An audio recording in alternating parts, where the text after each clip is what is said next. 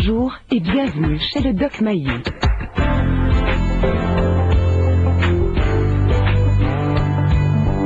Société, débat, relations, famille.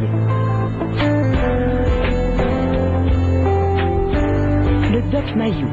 Retrouvons le psychiatre Pierre Mayou et notre animatrice Janine Ross. Bonjour tout le monde. Bonjour Monsieur Pierre. Madame Janine. Est-ce que j'entends pas Pierre? Est-ce que j'entends Pierre? Oui. Oui. Un instant. Oui. Un instant. J'ai un petit problème technique. Oups. Voilà. Ah oui? Pierre, êtes-vous là? Ben oui, je suis là. J'étais dans l'éther. Je n'entendais plus rien. Chère Janine, meilleure salutation. En ce petit mercredi, on est bien mercredi, sauf erreur. Ouais, oui. Janine, dans le Journal de Montréal, il y a eu un article, France Presse, qui est assez sulfureuse.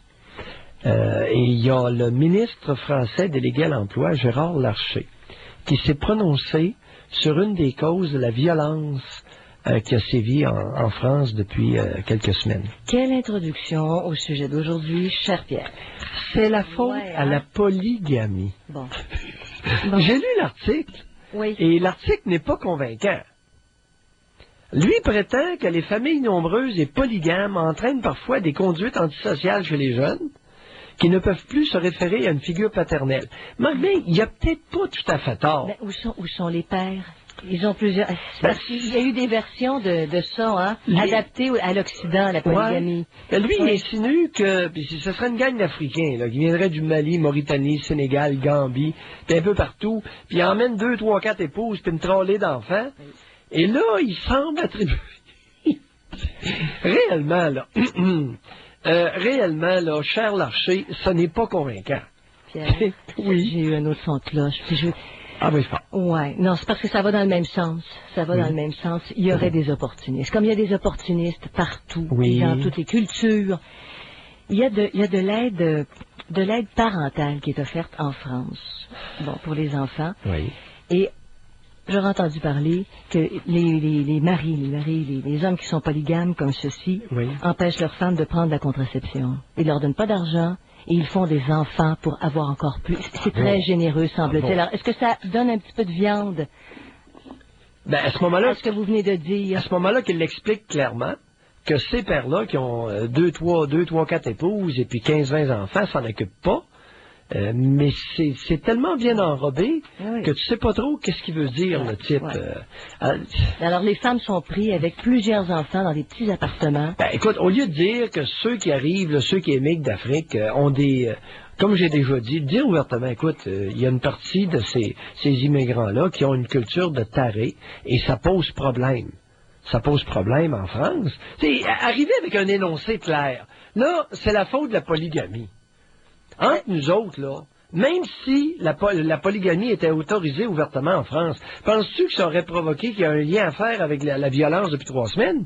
Voyons, ça fait ticler un peu, là. Mais si des jeunes C'est pas parce que t'as 3 femmes, puis 6 enfants, que ça va générer des émeutes comme ça. Ça ne fait rien. S'il y a 3 femmes, il y aurait facilement 15 enfants. Dont des petits garçons qui deviennent adolescents. Où sont les pères? C'est toujours la même question. Alors là, c'est toute l'histoire de coutume tribale.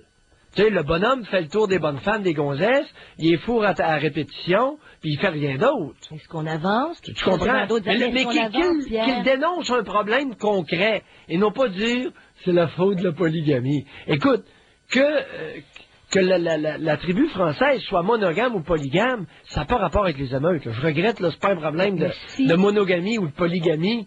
Si ça a un lien avec la surpopulation de certains quartiers, Pierre, parce que les femmes n'ont pas accès à la contraception, parce qu'interdit. Parce que j'ai lu un documentaire. Regarde, à l'époque, choquant. À l'époque des ancêtres au Québec, des familles de 15-20 enfants, il y en avait en masse. Est-ce que c'était des émeutiers en puissance? Peut-être que la collectivité s'en occupait d'une manière. Non. Mais pas plus, pas moins, voyons. Ça n'a rien à foutre. Mais ce que vous disiez hier, le jeune homme de 18 ans, là, vous avez parlé, le jeune homme de 18 ans qui se faisait faire des mornifs chaque soir, des volées. Il s'en allait à la rue pour se réfugier. Ils n'ont pas de place, ils sont nombreux dans leur appartement. Il y a plusieurs raisons, Pierre. Oui, c'est pas polygamie. c'est l'absence de contraception. Oui. Mettez le doigt sur quelque chose. OK. Arrive-nous, Ticasse, avec quelque chose d'articulé. Pas dire c'est la faute à la polygamie. T'sais, on va enlever la polygamie, en France, il n'y aura plus de meute. Allô? Qu'est-ce qu'engendre la polygamie sans contraception? C'est ça. Alors, c'est pas polygamie sans ça. contraception, C'est c'est ça. l'absence de contraception chez les primitifs qui migrent. Bon, les primitifs qui migrent qui n'ont pas de contraception, non masse ici. Alors ça, c'est un problème. Si c'est ça que tu veux dire, dis-le. N'arrive pas avec une niaiserie pour bien pareil puis pas offenser personne. C'est la faute de la polygamie. Hey, faut-tu être parlant? Il y a des femmes qui le décrivent. Oh oui, où j'ai vu ça? Ça fait un petit bout de temps. Bon. C'est une femme, Pierre, qui décrivait ça. C'est une femme noire qui vit en Afrique, qui disait que c'était inconcevable la condition qui était faite. Elles n'ont pas accès à l'argent. L'aide familiale qui est donnée par l'État ne leur arrive jamais. Bon, elle est Janine, interceptée, correct? Ça, c'est Janine, franc. ce sont ça. les us et coutumes.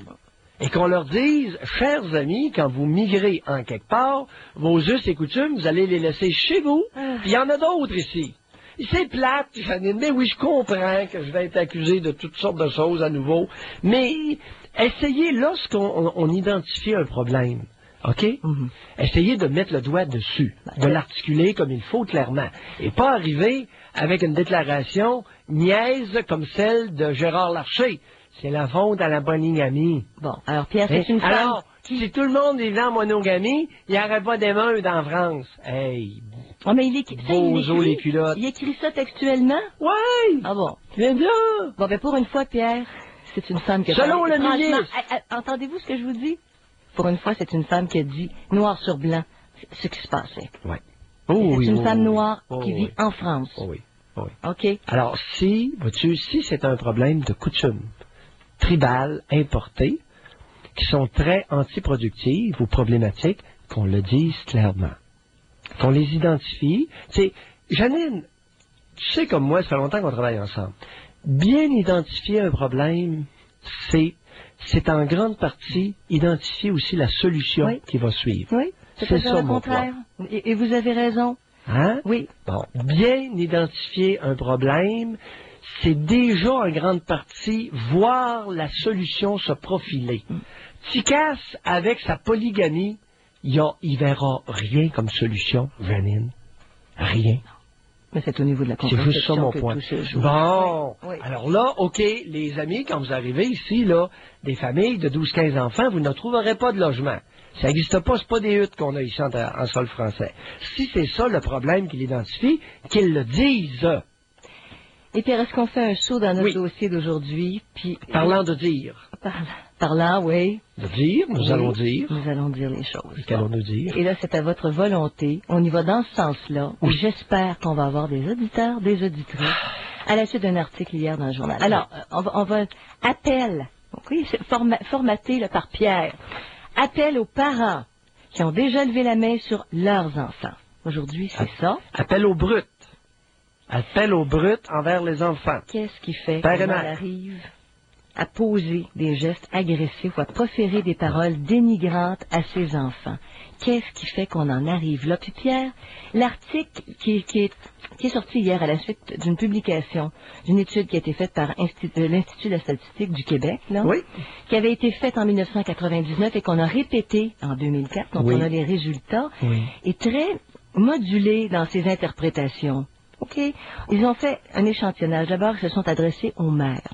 Au point de départ, il y a la moitié des mères, un peu plus que la moitié des mères, qui ont répondu aux questions du fameux sondage, de l'enquête. 3000 personnes, 3148 mères, 57,3% de celles-ci ont accepté de répondre. Et là, il y a une gradation. On parle d'agression psychologique, on parle de violence physique mineure et on parle de violence physique sévère. Pour ce qui est de la violence physique sévère, ça n'a pas bronché de 1999 à 2004. C'est resté autour de 6 à 7% qui vont aller, quand on parle de violence physique sévère, on parle de secouer un enfant, on parle de lui taper les fesses avec une ceinture ou avec un bâton, lui serrer la gorge, le jeter par terre, lui donner une raclée. Okay. Et cette situation-là se produit, on parle vraiment de violence physique sévère quand ça arrive 3 fois et plus dans l'année. Il y a eu une inversion d'attitude, Pierre. Je ne sais pas si vous l'interprétez comme ça. En 1999, on disait qu'il y avait 48% des mères, parce que c'est les mères qui ont répondu, qui usaient de violences physiques mineures face à leur enfant. OK? Elle les pince, attendez un petit peu, elle donne des tapes à main nue. OK? Si ça s'est passé 3 fois et plus dans l'année, là, on serait dans cette catégorie-là. Ça a diminué. Ça a diminué de 5%, de 99 à 2004. Ça veut dire peut-être qu'il y a des gens qui ont cheminé là-dedans. Pour arriver, cependant, à une augmentation des agressions psychologiques de 4%. Ça se tient, hein? Alors, on ne tape plus, on ne pince plus, mais cette agressivité-là face aux enfants, elle ressort de façon psychologique. On crie, on hurle contre un enfant, on l'injurie. Les mères ont avoué, crier à leurs enfants qui sont stupides, paresseux, menacés de les frapper. Tout ça, ça entre dans les agressions psychologiques. Et, 52. Et quel est le pourcentage? C'est ça, c'est 5. Oui, ça a augmenté à 52%. 52%. Oui. Une mère sur 2 avoue avoir maltraité au moins à 3 reprises leur enfant sur le plan psychologique. Oui. Pas une fois, pas 2, au moins 3. 3 et plus. Donc, sur un échantillonnage de 1500 femmes à peu près qui ont accepté de répondre à l'enquête, Pierre. Alors, ça donne, c'est ça, la moitié, de 1500. Une sur 2 qui a accepté de répondre a reconnu avoir maltraité à au moins 3 reprises son enfant sur le plan psychologique. Une sur 2. Oui, c'est ça. Et il y a beaucoup de brutalité mère-enfant, parent-enfant et père-enfant aussi. Il y a un autre article, là, ça croise une publication là, dans la revue pédiatrique. Termine ton point, puis je vais reprendre, parce qu'il y a un autre volet, là. Okay. Ça s'entrecroise, là. OK. Alors, j'ai juste un petit point à rajouter, parce que ça clôt l'article.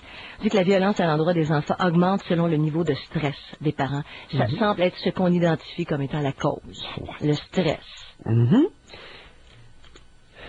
Il y a un article qui a été publié dans Pediatrics. Pediatrics, ça, c'est une revue anglophone, probablement la plus prestigieuse à l'intention des pédiatres. OK, c'est envoyé à tous les pédiatres. Et il y en a un qui a fait une étude, puis il arrive avec des données qui sont pas tellement chic. Les mères seules ne sont pas plus susceptibles que la moyenne de maltraiter leur enfant. Ça, c'est surprenant. Oui. Alors, l'histoire, tu viens d'évoquer le stress. Oui. Stress, pas grand-chose. Parce que les mères seules sont beaucoup plus stressées que les parents.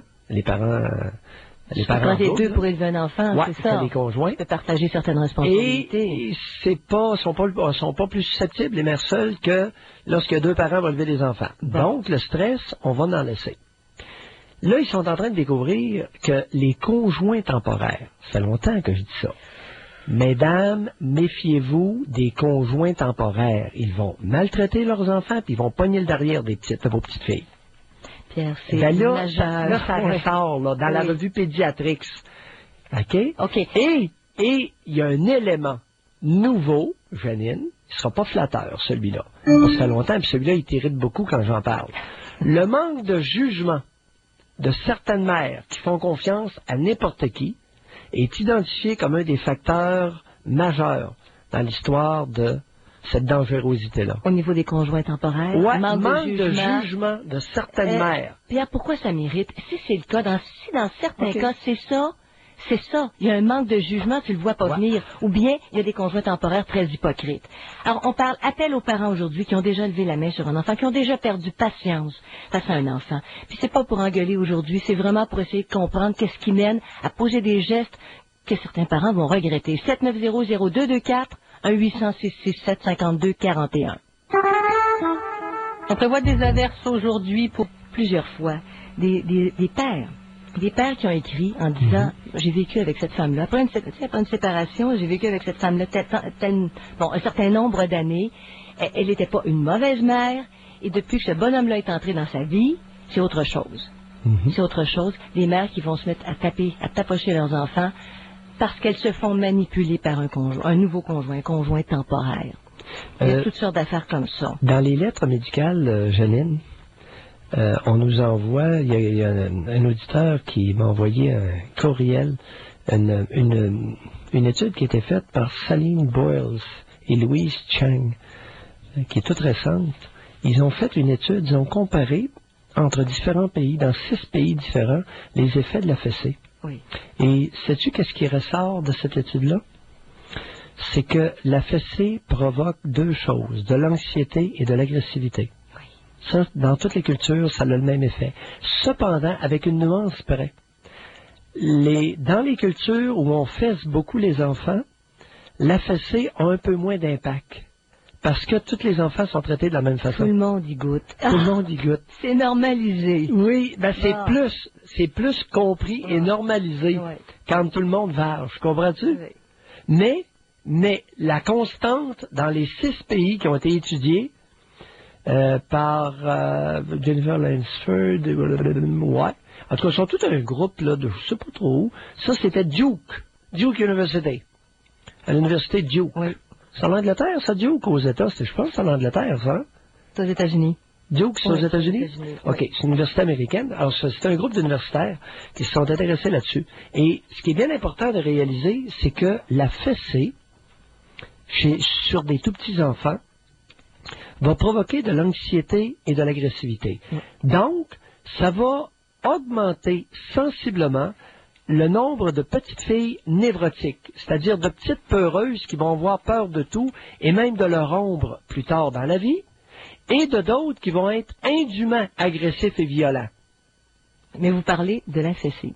Oui, Hein? les claques aux oui, fesses, les claques. La fessée spanking, les claques aux fesses. Alors, les claques aux fesses, les amis, c'est pas anodin. Et sachez, puis là, ça vient pas de Mayou, de plus en plus c'est étudié dans différents pays, et dans tous les pays, ça a eu le même effet. Ça augmente l'anxiété chez les enfants, ça va en faire des peureux ou des révoltés.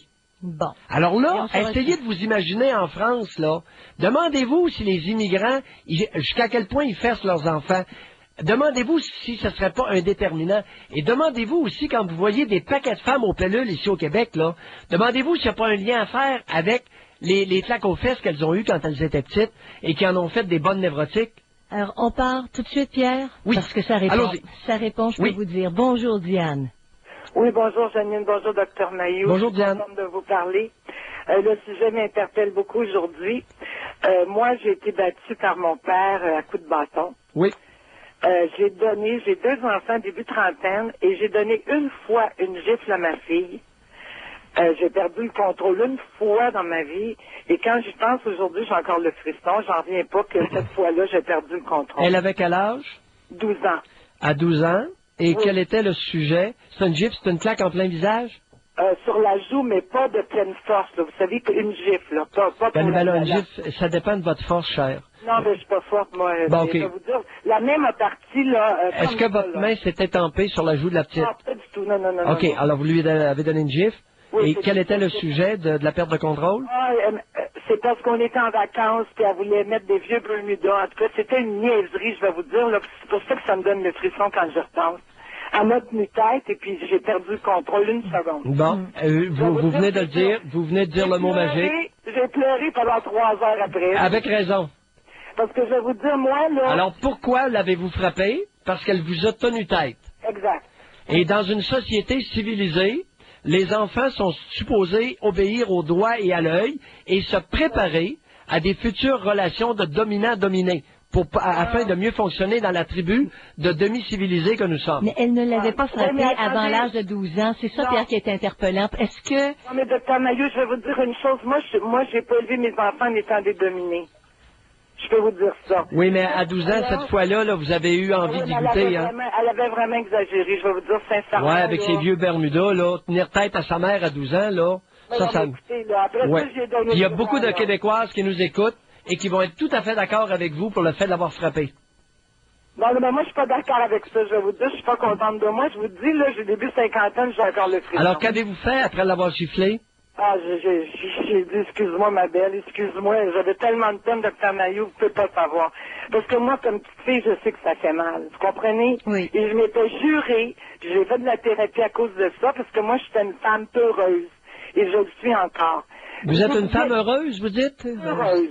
Ah, Oui. PEU! Ah, j'avais compris, je suis une femme heureuse. Non, non, peureuse. Ben oui, mais c'est pour votre bien que votre père vous vargeait. Ah, ouais, mais c'est Les un- crétins disent tout ça. Vous oubliez, Dr Mailloux, un élément très important, c'est que l'enfant qui est frappé, à la demande de sa mère qui ne dit rien. Ça, j'ai jamais rien compris non plus, là. Nous, on était 6 enfants chez nous. Ma mère avait qu'à pleurer, puis mon père nous battait. Mais ça, je l'ai vu beaucoup plus tard. J'avais début quarantaine quand je me suis mise à regarder ma mère. Parce que j'en voulais à mon père, c'est lui qui frappait. Mais quand j'ai regardé comme il faut, je l'ai vu, il demandait de nous frapper. Je vous jure, ça m'a pris 2 ans de thérapie pour regarder ma mère, je l'avais jamais vue. Je trouvais qu'elle faisait pitié. Mais c'est elle qui pleurait, qui disait qu'on avait été tannants. Que recevait-il, écoute, votre père, que recevait-il en récompense de sa brutalité envers vous? Par rapport à ma mère? Oui. Je pense pas grand-chose. Il recevait du sexe en retour. Elle s'écartait les jambes pour qu'il puisse se vider la poche. Mais Pierre, comment tu peux respecter un homme qui frappe des enfants? Comment peut-être? Comment peut-être? Comment peut-être? Quand est-ce qu'on va poser les vraies questions à la race qui nous a précédés? Madame, demandez à votre mère, qu'est-ce que tu faisais quand notre père acceptait de nous varger? Comment tu le récompensais? Il ne répondra jamais. C'est impossible. Hein? C'est impossible. Demandez-lui carrément voir qu'est-ce qu'elle faisait après. Elle s'écartait les jambes et lui se vidait la poche. Je suis jamais capable. Mais je vais vous dire quelque chose. L'élément bien important, là, quand t'es petite et tu te fais frapper à coups de bâton puis tu n'as rien fait de grave, là, j'ai jamais brisé de vitre, j'ai jamais battu mes frères et sœurs, je savais même pas pourquoi ils me battaient. Savez-vous ce que ça développe de pire dans la vie, la culpabilité? Un sentiment de culpabilité. Qu'est-ce que j'ai tant fait pour avoir une volée comme ça? Non, c'est la peur qui est le pire. Ne minimisez pas ce que vous avez dit plus tôt. Vous avez dit « je suis peureuse ». J'avais entendu « heureuse ». Non. Peureuse dans ce sens, regardez bien. Et vous rejoignez l'étude qui a été faite dans 6 pays par un groupe de chercheurs qui dit que effectivement, les enfants qui ont reçu des fessées sont plus anxieux et agressifs. Ben moi, je vais vous dire, c'est pas mon cas, l'agressivité. Non. Regardez, il faut bien comprendre là, que le mot enfant est au pluriel, là. Alors, les enfants anxieux ne sont pas agressifs. Les enfants anxieux sont timorés, mais ce sont les 2 voies possibles. Oui. Mais c'est très rare qu'un agressif est anxieux et qu'un anxieux est agressif. Et Pierre, quand Diane parle de culpabilité, parce que ça revient sur aussi, mais c'est ça. Mais est-ce que la culpabilité vient pas justifier le geste du père dans l'esprit de l'enfant? Je suis coupable. Je me sens coupable. Non, c'est la conséquence, Janine. C'est la conséquence des mauvais traitements à long terme. C'est que l'enfant, ne comprenant pas ce qui lui arrive, finit par conclure « j'ai dû faire quelque chose de pas correct ». C'est ça, la culpabilité justifie la prochaine volée. Non, pas jusqu'à ce point-là, Janine, par exemple. Docteur Mailloux, savez-vous ce que ça donne? Je suis sûre que je suis pas la seule à faire ça. Comme sur le coup, quand mon père me battait, je le détestais, je voulais le tuer, là, puis j'étais pas vieille. Après, là, j'allais y passer la main des cheveux pour me faire pardonner, puis je savais même pas de quoi.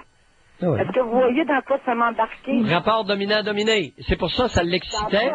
Et votre petite caresse dans ses cheveux le prédisposait à une bonne séance de copulation avec votre mère. Et c'est comme ça qu'elle le manipulait. Ces bonnes femmes-là avaient toutes la même recette. OK? Ils manipulaient par la queue. Allez, bye, Diane. Une grande tribu, le Québec. Très grande tribu, culturellement. Doc Mailloux. Retrouvons le psychiatre Pierre Mailloux et notre animatrice, Janine Ross. Puis alors on demande aux parents qui ont levé la main sur un de leurs enfants ou sur leurs enfants, à un moment donné, qu'est-ce qui fait qu'on perd les pédales, on perd patience?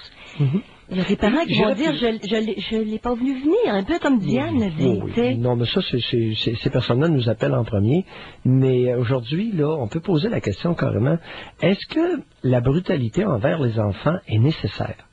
Parce qu'il y a une mère sur 2 qui a brutalisé son enfant psychologiquement, qui a dit toutes sortes de bêtises, l'a traité de non, 56 affaires. Alors, est-ce que la brutalité, soit physique et psychologique, envers les enfants est nécessaire? Avez-vous besoin, à ce point, de vous défouler sur des gamins? On voit bien que ça se peut que la société soit tellement répressive que les mères sentent un besoin impérieux de se défouler sur leurs enfants. C'est possible. Des questions qu'on peut poser. Avez-vous besoin d'une loi pour protéger votre droit à frapper les enfants? Tu sais, c'est toutes des questions légitimes.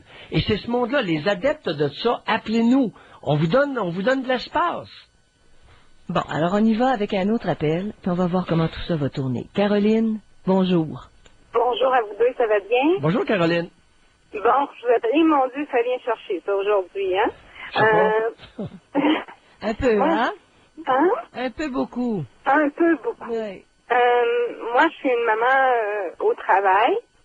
J'ai deux jeunes enfants, un bébé et un garçon préscolaire.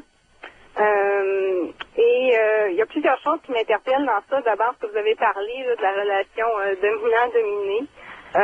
Moi, effectivement, aussi, mais je veux pas parler de cet aspect-là aujourd'hui. Là, mais moi aussi, j'étais un enfant qui a été assez frappé par ma mère, moi, pas par mon père. Mm-hmm.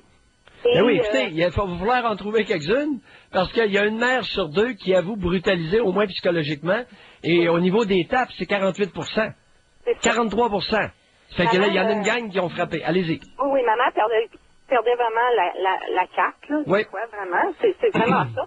Moi, ce qui m'inquiète dans ça, c'est que, naturellement, j'espère de ça. Et ce qui m'inquiète, c'est que j'ai beaucoup de difficultés à ne pas reproduire ces comportements-là. Puis même en le sachant, même en étant consciente. Et je m'aperçois, vous avez parlé de dominant-dominé, avec le travail, les enfants, tout ça, je pense que je suis vraiment plus nécessairement en contrôle de ce qui se passe dans ma vie. Par choix, là, je suis en réflexion là-dessus actuellement. C'est ça. Là. Mais, puis, il faut que tout fit. Il faut que je réussisse à contrôler le plus possible tout ce qui se passe. Hein? Oui. Parce que là, l'enfant, bon, le bébé, c'est tel que tel. C'est un bébé, ça t'amène les choses. Mais, non, mais l'enfant, Caroline, j'ai un problème. On va clarifier quelque chose. Oui. Vous avez dit, j'ai pas compris, une maman au travail? Oui. C'est quoi ça, une maman au travail? C'est-à-dire que j'ai un enfant à l'extérieur, je suis pas à la maison, c'est simplement ça que je voulais dire, c'est que mes enfants sont en Mais c'est quoi garderie. cette idée-là? Vous avez l'audace et le front de dire une maman au travail? Puis vous prenez, votre bébé est élevé par une autre femme? Oh. Faut être audacieuse, faut avoir du front pour dire ça. Mais tu es mère, Pierre, le soir. Quand Ben, même. Non, Il y une a un maman au travail, là, pourcentage. une mère au travail, je veux bien. Mais le maman, quand c'est quelqu'un d'autre qui élève votre bébé, s'il vous plaît, ne nous insultez pas. C'est vrai. Allez, continuez. Bon, c'est vrai, effectivement. Des fois, je suis obligée de demander à la gardienne avec moi mon fils joue. Là. Hein? Je suis bien honnête avec vous. Là. Bon. Je le vois les fins de semaine, puis les fins de semaine, il y a toute la ménage à faire et tout ça. Les enfants passent en deuxième, puis ça commence à... Au moins, vous êtes honnête. Au moins, vous le dites. Oui, je suis très honnête. Puis, Mais ça appelez-vous va une pas- mère au travail, plus de maman, là, parce que Bon. c'est une insulte à l'affection. À mon enfant. Oui. Bon, donc, c'est ça, puis je m'aperçois que l'enfant, s'il il fonctionne pas au moment où je veux, de la façon où il veut, de la façon que je veux, au moment où je veux, ben, il y a plus rien qui fonctionne, là, puis je deviens un peu le pattern de ma mère. Mais Caroline, vous êtes une Québécoise typique. La majorité des bonnes femmes québécoises, c'est comme vous qu'elles agissent. Vous êtes simplement candide. Ouais, Mélodie. ouais, ouais. Mélodie, c'est ça, c'est parce qu'au je travail... Alors, si ça peut vous rassurer, vous êtes majoritaire. Parce qu'au travail, Pierre, c'est une réalité importante que Caroline nous apporte. Là, je pense que c'est la première fois que ça sort quand on parle du rôle de la mère. Tu contrôles au travail. Un bébé, on ne contrôle pas ça. C'est lui qui dicte l'horaire à la maman. Oui. C'est ça. Alors, quand tu es des années, tu restes pas suffisamment avec les enfants, t'es pas capable d'entrer là-dedans, j'ai l'impression. Ça se peut-tu? Caroline, c'était un peu ça que vous dites. Ben, ce qui arrive, c'est que toi, là, t'as ton bébé habillé, puis il faut que tu quittes la maison à 7h30 Oui. avec les deux enfants, puis là, l'autre, il niaise, puis ça fait 4 fois qu'il dit de mettre ses bottes, puis ses bottes sont pas encore mises, puis là, mais tu serais à la maison, puis ce serait pas un problème, parce qu'on t'aurait tout le temps, tu sais, pour les mettre les bottes, mais là, il n'y a rien qui marche, puis t'es comme pas en contrôle dans ta vie, puis l'enfant, il subit ça au maximum, puis ça a comme aucun bon sens. Ça n'a juste aucun bon sens. Puis ceci dit, ça revient, moi, je veux dire, ça m'est arrivé, effectivement, de lui donner une tape sur la cuisse ou des choses comme ça, mais ce que je trouve aussi important que vous suscitez, c'est le verbal, hein? Qu'on lève le ton de façon qui n'a aucun bon sens, qui n'est pas justifié. Les insultes, ça, je dirais pas, mais tu sais, de lever le ton, là, de façon injustifiée après un enfant qui ne mérite pas ça. Oh oui, vous le faites assez régulièrement? J'ai l'impression que oui. J'ai l'impression que beaucoup trop. Mais non, là, mais là, écoutez, regardez, Caroline, vous avez quel âge? 37 ans. Ben, à 37 ans, là où chez nous, j'ai l'impression, vous devez quand même, tu sais, vous avez pas 8 ans, là. À 37 ans, est-ce que vous criez après et à quelle fréquence? C'est pas j'ai l'impression de crier après, là. Non, niaisez-nous pas, là. Tu sais, vous êtes instruite, mais nous autres aussi, là. Pas des Ouais. caves, là. Alors, vous criez après ou vous criez pas après? Non, je crie après. Bon, à quelle fréquence? Combien de fois par semaine ou par mois? Oh, moi, je vous dirais plusieurs fois par semaine. OK. Au moins 2 ou 3 fois par semaine. 2 à 3 fois par semaine. Ouais. Et quelle est la réaction? Là, c'est le bébé ou le petit... Oh non, le bébé, non. Qu'est-ce que vous appelez un préscolaire? 3 ans? Oui, 3 ans. Bon, un 3 ans, mais le bébé, lui, il y a quoi? Il y a 18 mois? Oui, exactement. Simonac. Maillot, t'as le pif après-midi. Devine l'âge. 18 mois puis 3 ans. Alors, depuis 3 ans, quand sa mère crie après, comment il réagit?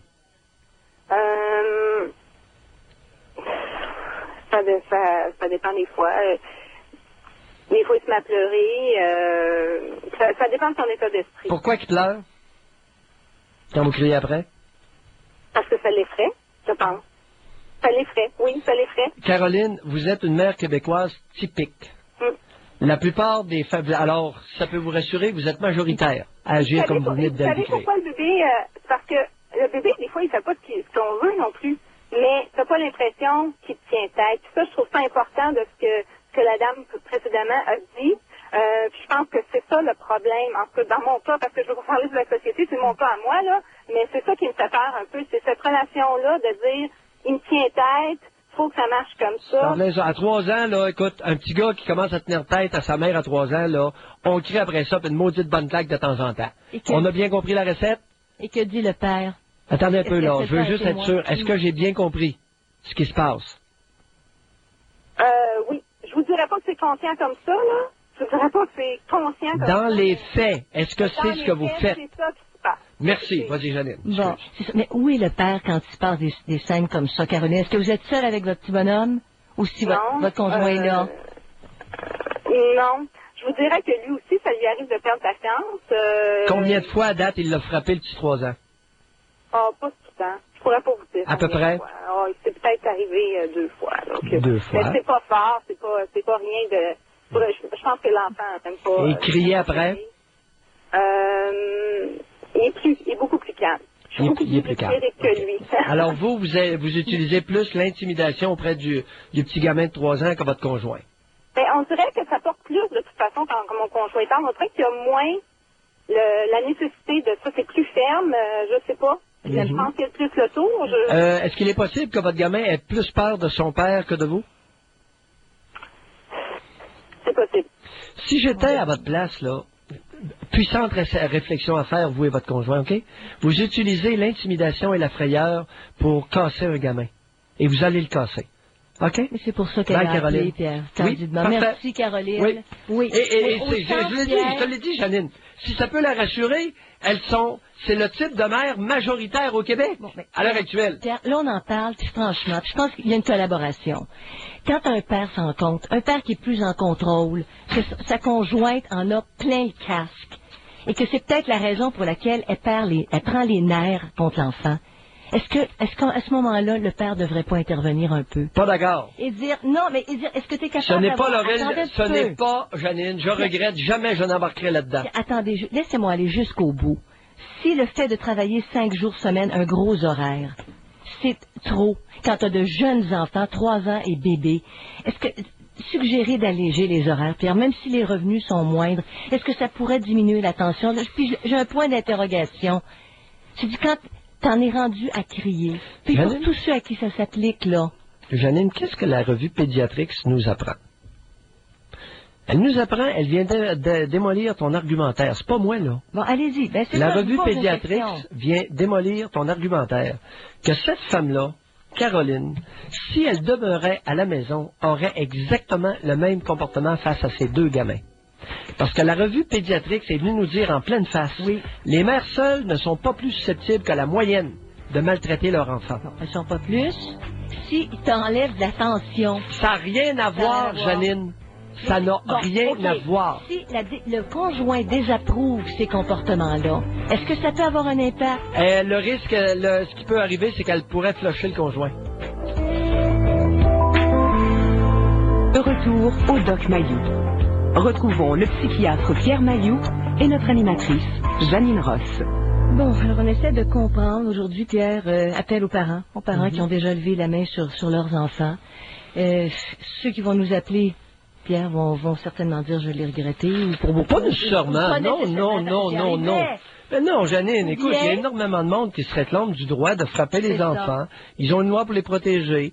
Beaucoup croient que c'est pour le bien des enfants qu'ils font ça.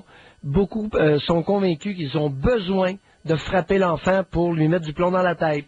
C'est ce monde-là, là. Les brutes, appelez-nous. C'était le deuxième volet de la Dévoilez-vous. question. Non, non, ils ne se sentent pas coupables, pas du tout. Oublie ça. Non. Alors, est-ce que la brutalité envers les enfants est nécessaire? Bon, Puis merci. Pierre, il y a deux choses, là. On dit tenir tête. Ça ressort depuis le début. Tenir tête, et puis on se fait souvent dire, vous allez vous faire monter sur la tête par Oui. vos enfants. Alors, c'est une question de tête, ce n'est plus une question de cœur. Exactement. Bon. Et on perd la tête là-dedans, en plus. Oui, et on la perd. On parle à Bob. Bonjour, Monsieur Bob. Bonjour Madame Janine, bonjour Docteur Mayou. Oui, bonjour, Bob. Justement, c'est à propos du sujet, justement. Moi, ça m'arrive souvent comment dirais-je, de pincer le nez à mon fils. Je comprends pas. Pincer le nez? Pincer le nez, quand il m'énerve, je lui pince le bout du nez, et il pleure, bien sûr. Ah ben oui, pour le faire, oui. À quel âge a-t-il? Il a 2 ans et demi. Ben oui, continuez, cher Bob. C'est-à-dire, il a 2 autres sœurs, une de 2 ans et une autre de 5 ans et l'autre de 7 ans. Oui. Et les 2 vont à l'école et lui, il va à la garderie. Ben oui. Et automatiquement, ça me met en vue. Je regrette. Excusez-moi. Est-ce que c'est vous qui vous en occupez tout le temps, Bob? Avec ma conjointe. C'est votre conjointe? Avec ma conjointe. Oui. Même elle s'énerve aussi. Ben oui, mais Bob, faut bien se défouler, c'est des gamins. Non, Écoute, vous allez faire quoi avec toute cette agressivité qui est refoulée en vous si vous ne faites pas pleurer le gamin de 2 ans et demi? Non, justement, je le regrette, mais j'ai trouvé une autre solution quand il nous tient tête, justement. Ben oui, il vous tient tête à 2 ans et demi. Exactement. Oui. C'est-à-dire, je le mets lui, il n'aime pas rester dans son lit, et j'ai trouvé un autre moyen, je le prends et je le mets dans son lit. Alors, je le laisse pleurer à peu près l'équivalent de 5-10 minutes, je reviens oui. devant, et je lui dis... Alors, il va se mettre à haïr son lit, pas à peu près, puis ensuite, il ne voudra plus aller dormir. Exactement. Ah, c'est très habile, cher Bob. Ah. Alors, votre agressivité refoulée dedans de vous, vous allez devoir nous en parler. Comment voulez-vous, par quel bout Prenez le bout comme vous voudrez. Ça ne me dérange pas. Je sais pas, parce que... À quel honneur que vous êtes un grand frustré? À quel honneur? Ouais. Justement, le stress quotidien. Ben oui. Racontez-nous ça, là. Pauvre petite Le bête. quotidien au travail. Oui. C'est-à-dire, on me stresse au travail quand j'arrive ici. Vous l'avez dit, je me défoule. C'est comme si je me défoule. Ça, j'en suis convaincu, Bob. Vous vous défoulez sur un gamin. Vous êtes comme toutes ces bonnes femmes. Vous êtes très, très féminisé, d'ailleurs. Vous avez une attitude féminine. Hey, Pierre, il y a des Alors, pères- prenez le petit 2 ans, puis on y tord le nez jusqu'à temps qu'il pleure. Ça, c'est très féminin. Il y a des pères qui ont besoin de se défouler aussi, Pierre. Oui, mais c'est ça. de façon féminine, Janine. Oui, comme des femmes. Ce serait quoi se défouler? Exactement. Ce serait quoi se défouler sur un enfant quand on est un homme? Non, ben un homme, ça frappe pas un plus faible, parce qu'une femme le fait. Alors, Bob, votre féminisation vous vient d'où? Elle me vient de mon enfance. Je suis certain que, parce que chez nous, la taloche, comment dirais-je, c'est comme un bonjour, là. Frapper. Ben oui, tu sais qu'un bonjour, Bob, pas une petite Exact. claque dans le derrière de la tête, c'est une marque d'affection. Exactement. Même à l'école, par exemple, quand Je comprends. les professeurs nous frappent, viennent dire à nos parents disent, je vais te taper parce que tu as fait quelque chose à l'école, sinon le prof ne te frapperait pas. Ben oui, c'est en plein ça. Exactement. Mais ça vous a fait souffrir? Est-ce que ça vous a fait souffrir, Bob, quand vous étiez un petit bonhomme? Mais non, ça l'a éduqué, Janine. Qu'est-ce que vous faites dans la vie, Bob? Présentement, j'ai un technologue en radiologie. J'ai un diplôme en technologue en radiologie. Vous êtes technicien en radiologie? Exact, oui. Ou technologue? Comment vous appelez ça? Technologue, oui. Technologue en Ouais. radiologie. Oui, chez nous, j'étais infirmier en neurochirurgie, justement, spécialité neurochirurgie. Ah, vous étiez infirmier. Quand vous dites chez nous, c'était où, ça, chez vous? En Algérie. Ah, vous êtes algérien d'origine. Exact. OK. Ben oui, alors c'est pas l'instruction qui vous manque. Mais la bonne femme chez vous, l'étaloche, c'est une marque d'affection. C'est parce que j'avais pas compris, Bob, comment ça fonctionnait. Bonne claque dans le derrière de la tête, là, puis ensuite vous marchiez correct. Regardez, vous êtes devenu technologue en radiologie. Si vous n'aviez pas eu de claque dans le doré de la tête, qu'est-ce que vous seriez devenu? Le délinquant, peut-être? Ben oui, vous seriez devenu un délinquant. C'est ce qu'on veut laisser croire, par exemple. Exactement. C'est ça, Bob. Eh bon, c'est ça. Mais vous nous appelez, puis vous êtes en état d'émotion. Vous nous parlez comment vous traitez votre petit bonhomme. Oui. Et vous commencez à vous questionner. Exactement. Je me questionne et je me dis, parce que j'ai lu le livre de Dr Maillot et j'ai pas trouvé de solution. Je me suis dit, alors, par quel bout il faut commencer? Qu'est-ce qu'il faut faire, justement? Comment dealer avec ces choses-là? Pour que ça cesse. Exact. Est-ce que vous savez la réponse, Bob? La réponse, il me faut une aide. La réponse, Non, elle est devenir, toute Bob, devenir un homme. Ce que vous n'êtes pas. Vous n'êtes Ok. pas un homme. simple. Ok, merci. Vous êtes un enfant. Bye, Merci. Bob. Merci, bonjour.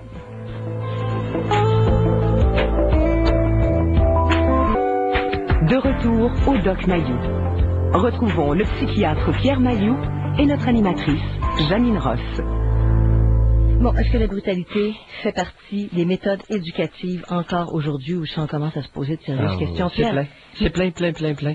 Mais vous avez apporté un éclairage, Pierre, différent. Quand vous avez répondu à Bob tantôt, qu'un homme ne s'attaque pas à plus petit que lui. Non. Et que pour qu'un homme qu'on identifie de sexe masculin s'attaque à plus petit que lui, c'est qu'il n'est pas encore un adulte. C'est ça. Mature. Il n'est pas masculin, il n'est pas mature. Ah, il y a deux problèmes.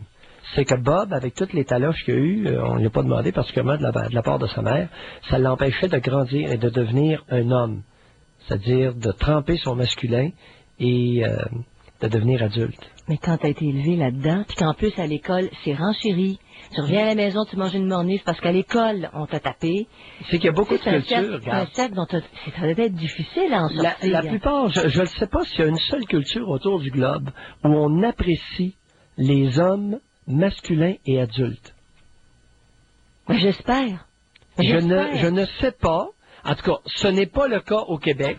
Ce n'est pas le cas dans des pays comme l'Algérie, je pense pas, ni la France. Mais tiens, un homme qui prend pas les nerfs contre un enfant, là, je veux dire, c'est respectable. Non, Ça dénote une solidité. J'ai une solidité, il s'en on porte pas au n'a moindre pas besoin. mouvement émotif. Quel pays veut avoir des hommes masculins et adultes? Quel pays? D'abord, la question, est-ce qu'on a besoin de ça? Est-ce qu'il y a une société au monde qui a besoin de ça? Ben, probablement que s'il y avait plus d'adultes, on avancerait encore plus vite. Au niveau de la planète. Oui, mais avancer Grand vers complet. quoi? Vers quoi tu veux qu'on avance? Avancer vers quoi? Vers des relations entre humains qui sont plus rassurantes. Des relations rassurantes. Oui, mais qu'est-ce que tu fais du commerce des armes? Les guerres vont tomber? Ben, c'est ça. Paquet d'entreprises qui vont être ruinées, beaucoup de monde vont perdre leur job. J'avais le goût de dire tantôt, qui a intérêt à maintenir des populations immatures, mais ça Beaucoup monte de à monde. beaucoup plus élevé que dans la famille. Les premiers, tous les trafiquants d'armes et les usines qui manufacturent des armes. Là, tu joues sur la peur, puis t'armes tout le monde. Bon. On parle à Pierre. Bonjour, Pierre. Monsieur Pierre? Bon, on n'a plus l'appel. Attendez un petit peu. On va à Isabelle? Oui. Bonjour, Isabelle. Oui, juste un instant, je vais baisser ma radio. Oui, je suis là. Je vais faire Allez-y. ça vite, là, je suis à la garderie. Allez-y, Isabelle. Moi, là, j'avais une voisine. Et puis, elle m'a appelé à un moment donné parce qu'elle n'avait pas le contrôle qu'elle disait sur son enfant. Écoutez, c'était pathétique. Elle m'explique qu'elle n'a pas le contrôle avec son enfant. Puis, une demi-heure après, elle m'explique. Elle avait des chevaux, vous connaissez ça un petit peu, docteur? Oui. Elle me disait qu'il fallait pas donner une tape à ça. Parce que s'il était pour donner une tape à son cheval quand il l'écoutait pas, il était pour devenir anxieux puis botter. Oui. Bon. Fait que là, je dis, oui, mais tu te rends compte de ce que tu viens de me dire? Tu donnes pas une tape à ton cheval, puis de l'autre bord, tu venges ton gars parce qu'il t'écoute pas.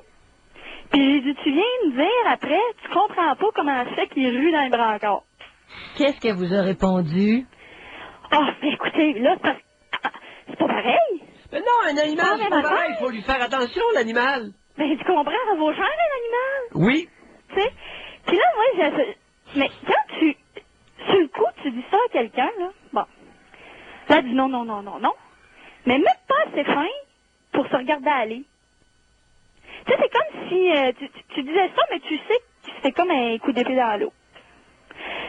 Le lendemain, là, il a sacré une volée pareille à son gars, là, tu sais. On dirait que c'était le maximum, là, qu'est-ce qu'est-ce qu'elle était capable de faire.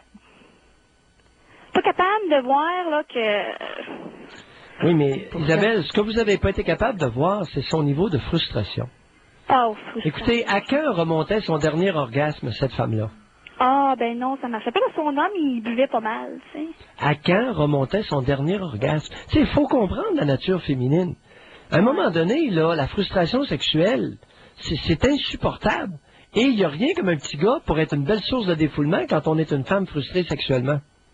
Ah, peut-être, ouais, vu de même. Si ça avait été une petite fille, ça aurait été différent. C'est d'autres raisons. Non, C'est non, du mais tribal. c'était fin, ça. Ça, c'était bien correct, ça. Sa petite fille? Ben oui, elle avait une fille plus grande. Oui. Puis sa petite fille, c'était pas pareil. Elle l'avait, comment qu'elle dit ça? Elle l'avait réussi, elle. Elle avait l'affaire avec elle. OK. Puis, bon, donc, l'hypothèse de Pierre, qu'elle se vengeait sur le petit garçon. Oui, puis parce que ça n'allait pas bien ressemblait à son dans père. en plus. Ben ouais, Bon. c'est bien. OK. Mais je trouve ça dommage, parce que c'est ça qui me faisait de la peine, moi. Tu sais, que quelqu'un vienne te confier, qui te dit, d'essayer d'avoir un échange qui va t'apporter quelque chose. Tu sais, tu demandes conseil, oui, tu peux en prendre, tu peux en acheter, mais tu vois que ça donnera rien, là, tu sais. Pas capable de se voir aller. Puis moi, ça m'enrageait, tu sais. Elle avait quel âge, cette chère dame? Oh, elle a à peu près 37, 38 ans. Oh, là. elle approchait même la quarantaine. Oui. Et vous avez quel âge? 32 ans, mais. 32 ans. Vous étiez, et à l'époque, vous étiez toute jeune? Ça fait quelques années de ça? Oui, j'étais plus jeune, mais ça fait pas si longtemps que ça, là. Non. Ça fait pas si longtemps de déménager, là, mais... Alors, cette dame-là avait au moins une décennie de plus que vous. Oui, à peu près. Oui. Mais vous savez, Isabelle, c'était une dame stressée. Ah! Ben oui. Mais c'est ce qu'on invoque quand même, Pierre, dans l'étude, c'est quand même ça. Vous savez, une chance que j'ai un peu de données scientifiques à l'occasion, parce que ça fait longtemps que je défends toutes sortes de points de vue, là, du haut de ma chair, et là, je commence à être confirmé graduellement. La revue Pédiatrix, qui est la revue des pédiatres en Amérique, vient confirmer que les mères seules ne sont pas plus susceptibles que la moyenne de maltraiter leur enfant. Ça, j'aime ça. Une mère équilibrée, quelle que soit la situation, va pas Ça n'a s'attaquer rien à voir. ses enfants. Le stress n'a rien à voir avec la brutalité envers les enfants. Non. Donc, la bonne femme, votre voisine, là, même stressée, elle frappera jamais son cheval. Je peux vous l'assurer. Ouais. Au contraire, elle va le flatter 2 fois plus. Mais Isabelle, vous nous racontez ça, puis il y a un courriel qui est entré et qui dit ceci. Croyez-vous que c'est normal de frapper un enfant que vous gardez si le parent dit de le taper? Moi, les parents demandent à la gardienne de faire la même chose, de taper. C'est la méthode éducative. On se déculpabilise, on donne la job aux autres, puis voilà la galère. C'est ça. Ouais. Bon. Excellent. Un gros merci, Isabelle. Merci. Merci beaucoup de votre participation. Au revoir. On va maintenant au propos de Mireille. Bonjour Mireille. Oui, bonjour. Bonjour, Mireille. Bonjour. Alors, c'est un sujet très à la mode et très intéressant que vous avez aujourd'hui. Moi, je voudrais vous poser une question parce que j'en ai plus de jeunes enfants et tout ça. Moi, je ne les ai pas frappés, mes enfants. Mais je me suis toujours posé la question, ces mères qui frappent ou ces pères qui frappent ou bien qui ont des propos très très durs envers leurs enfants pour un petit peu calmer leurs nerfs. Non, pour les humilier. Dites les choses vraies. Pour les humilier. Ouais, mais les rabaisser. Ouais, pour essayer de les casser, finalement. Ben bon, merci, on y arrive. Bon, alors moi, je me demandais, bon, est-ce que c'est plus dommageable qu'une mère ou un père qui s'en fout et qui fait rien? Moi, je me C'est un autre type de dommage. Vous avez raison, la question se Je me pose. pose cette question-là, puis je trouve que quand on a l'air de se désintéresser d'un enfant aussi, ça peut être très difficile et très dévalorisant. Vous avez tout à fait raison. L'indifférence parentale va engendrer sensiblement les mêmes résultats que les coups. Alors, ça va engendrer 2 choses. Anxiété, ça va engendrer des enfants qui vont être soit beaucoup plus anxieux ou beaucoup plus agressifs, parce que plus frustrés. Qui vont se sentir brisés et quand même. Et puis, ce que je réalise aujourd'hui, c'est que je remarque, on voit plein de gens alentour, et puis j'ai souvent remarqué que comme voisin, souvent j'avais des pères qui perdaient beaucoup plus le contrôle que les mères. Oui. Et puis je voyais que c'était sur des filles aussi. Oui. Et puis comme j'ai vu des mères aussi des fois se défouler sur leurs filles, ben des fois c'était une question de drogue, question de nerfs, ça n'avait pas rapport avec ce que l'enfant avait fait. Et ça, je trouve que c'est très brisant. Oui. Pour une fille. comme c'est très brisant que le père, quand ça va pas son affaire, que ce soit au travail ou n'importe où ailleurs, c'est comme pas de patience. Vous savez, C'est Mireille, la brutalité des pères envers les filles est encore plus dévastatrice que la brutalité des mères envers les filles. Probablement. Par contre, la brutalité des mères envers les fils, je vous assure que c'est la future bru qui va ramasser le paquet. Ça, je peux vous l'assurer.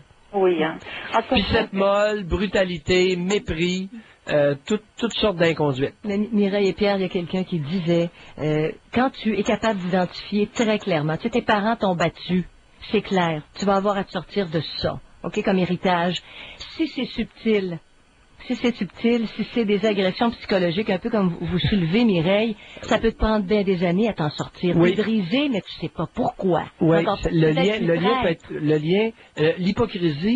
l'hypocrisie engendre un niveau supérieur de difficulté de conscientisation.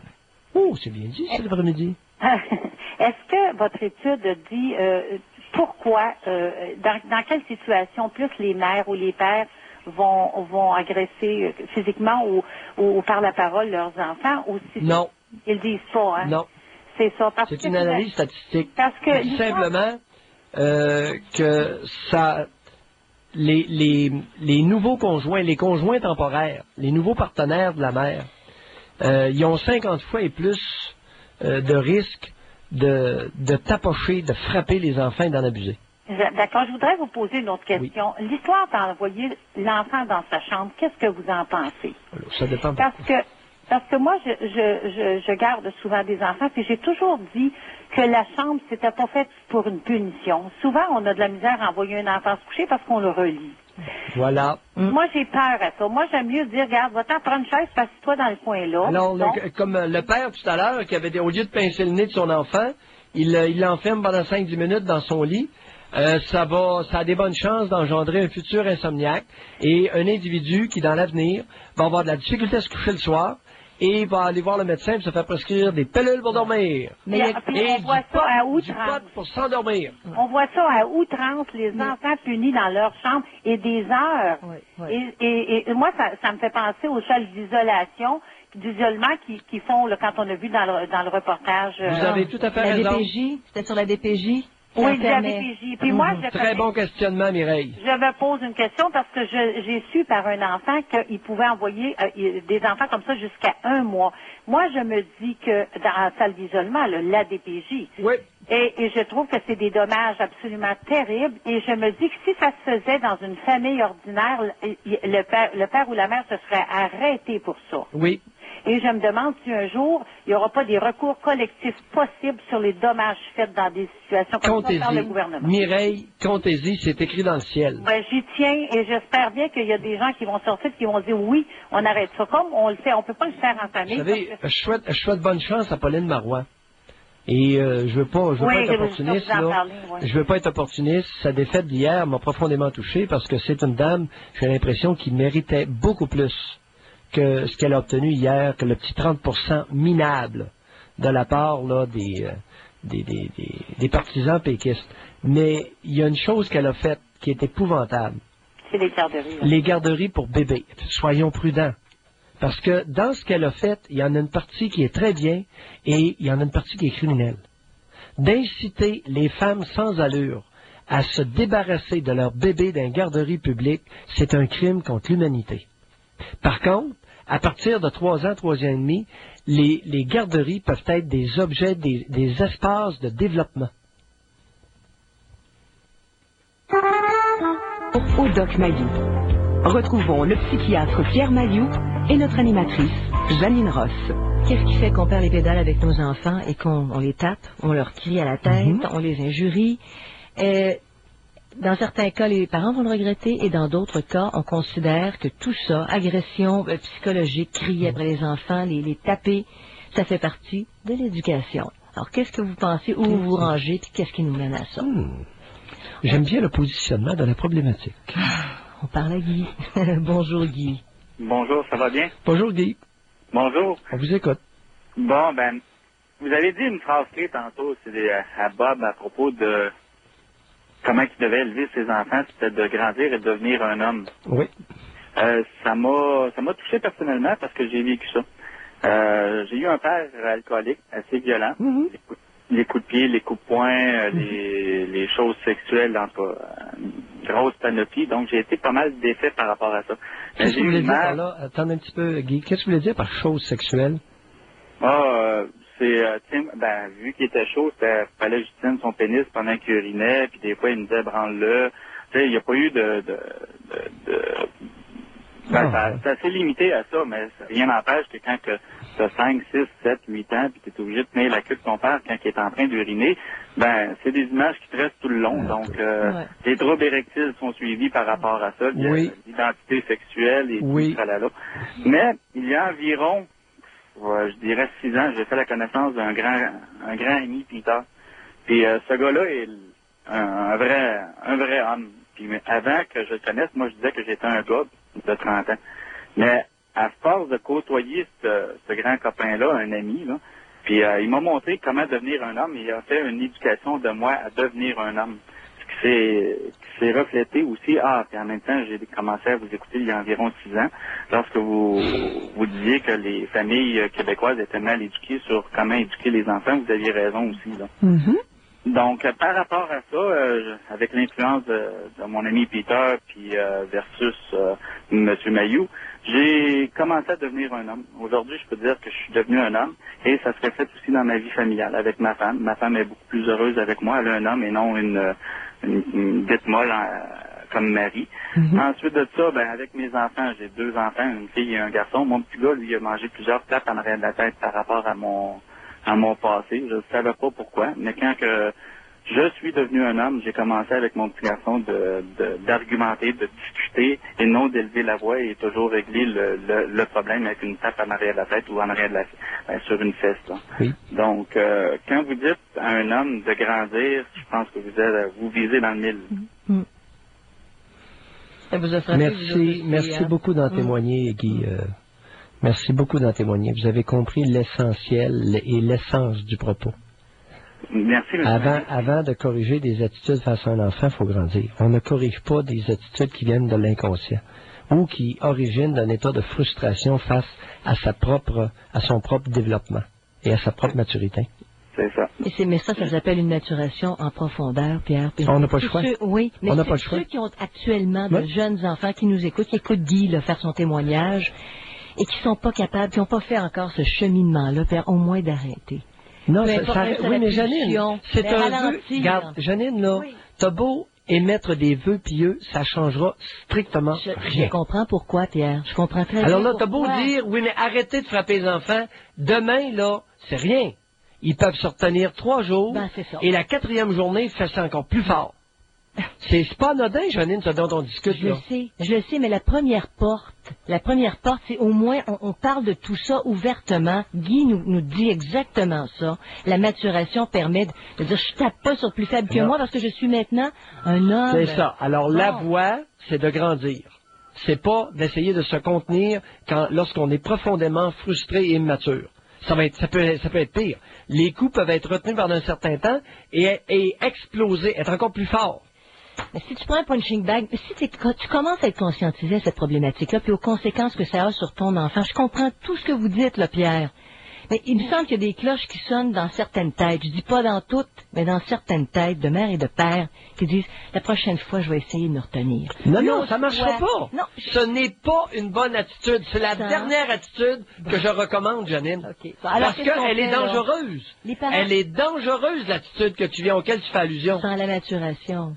Sans la maturation, elle est dangereuse, ça peut être pire. Les coups vont être encore plus violents lors des explosions. Alors, ceux qui nous écoutent maintenant, à 14h22 aujourd'hui, puis qui savent, qui tapent, qui perdent patience contre leurs enfants, là, qu'est-ce qui va se passer dans leur esprit? Écoutez Bob et Guy. C'est ça. C'est ça. Alors, c'est la première étape. T'écoutes. C'est juste ça. Oui. Mais, M. Mayou? Oui. Quand vous dites on essaie de se retenir, effectivement, c'est une bombe à retardement. Souvent, après avoir tapé mon enfant, je m'en allais travailler, puis je revenais avec des bonnes intentions. Puis je me retenais une journée ou deux, puis là, c'était la fessée après, parce que j'avais trop explosé à l'intérieur de moi. J'avais trop attendu, ou j'avais trop refoulé ces sentiments-là. Oui. C'est pour ça que jamais je ne donne ce conseil-là, parce que c'est trop dangereux. Les coups peuvent être encore plus forts et plus dévastateurs, plus dangereux. Mais Pierre, je comprends bien, c'est pas un conseil à donner, c'est que je me dis, chacun entend ça, puis tu peux, toi, te parler toi-même en tant qu'adulte. Ça marche pas, Janine. Non, ça marche pas. C'est dangereux. La voix auquel tu fais allusion est dangereuse. C'est confirmé par Guy. C'est dangereux, cette retenue-là. Ça devient une bombe à retardement et les coups vont être encore plus forts. Oui, surtout lorsque ça vient d'un homme, c'est très dangereux. Mais Guy commençait à se rendre compte, pareil. Mais c'est pas ce que l'enfant fait qui provoque la réaction. Moi, ça n'a rien à voir. Rien à voir. Parce que vous allez vraiment tous les deux là, dans le sens du défoulement. Le stress n'a rien à voir. Non, ça n'a rien à voir. C'est la frustration, la plus grande frustration, c'est de ne pas pouvoir devenir ce qu'on devrait être. C'est ça la plus grande frustration. C'est pour ça que régulièrement je parle du piton des femmes. Parce que les gars, eux autres, ils peuvent se crosser. Mais les femmes, là, ça se masturbe pas facilement, ça. Monsieur Mailloux? Oui. Je vous laisse là-dessus, puis je vous demande, s'il vous plaît, de continuer votre bon travail avec les hommes du Québec, et la tribu du Québec, comme vous les appelez, là. Je vous fais un très bon travail. Tant qu'il y aura des individus comme vous qui vont appeler, soyez sans crainte, je vais continuer. Merci, Guy. M. Mailloux. Bye. Merci beaucoup, Guy. Oh, je vous dis, Pierre, c'est pas facile, c'est pas un sujet qui est évident. Non, c'est pas évident. Et comme Guy a mentionné, il y a des risques en voulant bien faire, on peut déraper solidement. Juste le fait d'en parler, il y a quelque chose qui se passe pareil. C'est peut-être une petite goutte là, de conscience qui s'injecte. Oui, c'est ça. Et c'est des témoignages comme Bob et Guy qui sont des gros vecteurs de changement. Oui, oui. Et il y en a un qui est dans le problème et l'autre dit « Hey, j'avais ça, puis voici. » Tu sais, tu as recommandé telle chose à Bob, je l'ai mis en pratique, ça a marché. Oui, oui, c'est ça. Ah, c'est ça. Il a été frappé parce que vous avez dit Bob. Il a été... il va l'être. Ben oui. Ah non, écoute, c'est un Algérien, puis il est fier. Et là, écoute, Je suis pas un homme. Je suis pas encore un adulte. Oui. Et chez les femmes, c'est le même processus de maturation, Pierre. Parce qu'on parle beaucoup des hommes. C'est différent. Mais pour qu'une mère cesse d'écrabouiller les enfants ou de crier à pleine tête à ses enfants ou les taper, c'est aussi la même chose. Non, c'est pas... Non. Bon, alors où est la différence? Ah, il y en a beaucoup. Il y en a beaucoup et c'est pas pareil. Écoute, c'est là que tu vois que il y a des différences fondamentales entre les hommes et les femmes. Tu ne peux pas prendre ce qui a marché pour un sexe puis dire, les autres, faites pareil. C'est pas comme ça que ça va se dérouler. Bon, il y a une femme qui n'a jamais été reconnue quand elle était petite fille, qui n'a pas pris sa place. Elle va avoir peur de se faire monter sur la tête. Et par sa progéniture. Là, il y a le contrôle du côté féminin. Oui. C'est plus le contrôle. C'est plus la frustration sexuelle. C'est différent. Il y a toutes sortes de teintes là que ça prend. On peut pas appliquer la recette de Bob et Guy à des femmes. Non, ça marche pas, là. Alors, tu peux pas transposer ça à l'autre sexe puis dire, tu sais, grandissez comme femme maturée puis vous taperez plus. Non. Alors là, j'ai besoin d'appels. Le chemin n'est pas le même. Pierre, j'ai besoin d'appels de femmes, là, qui ont été capables de s'en sortir, on en a déjà, mais aujourd'hui particulièrement. S'il vous plaît, comment ça s'est passé pour vous? 790-0224, 1-800-667-5241. Saviez-vous qu'il est pas... De retour au Doc Mayou. Retrouvons le psychiatre Pierre Mailloux et notre animatrice, Janine Ross. Il y a une étude de l'Institut de la statistique du Québec qui disait hier dans les journaux que les mères, 1500 mères, ont répondu agir avec agressivité, donc procéder à des agressivités, à de l'agression psychologique envers leurs enfants dans une proportion de 52%. Ça aurait augmenté. D'autres mères avouaient agir avec violence, une violence physique mineure. Ça a diminué depuis 1999 parce que les prises ont été faites en 1999 et 2004. Et il y a toujours un 6 à 7% qui vont agir avec une violence physique sévère envers leurs enfants. Ça ne change pas. Qu'est-ce qu'on fait pour enrayer ça? Est-ce qu'on considère que ces méthodes-là sont des méthodes d'éducation envers les enfants? Ou bien est-ce qu'on regrette amèrement? Et puis on se pose des questions. Alors on parle à Yvonne. Bonjour Yvonne. Bonjour à vous deux. Bonjour Yvonne. C'est un sujet qui vient me chercher beaucoup. Je vis beaucoup d'émotions. Je suis désolée. Vous êtes désolée de quoi? De pleurer, parce que je voulais pas. En quoi est-ce désolant de pleurer? Non, mais c'est quoi cette attitude-là qu'on a au Québec? Quelqu'un a envie de pleurer, il pleure. Oui, je sais. Habituellement, je vis mes émotions, mais en tout cas, ça me fait revivre beaucoup de choses de mon enfance. Vous n'avez pas être désolé de ressentir de la peine, madame?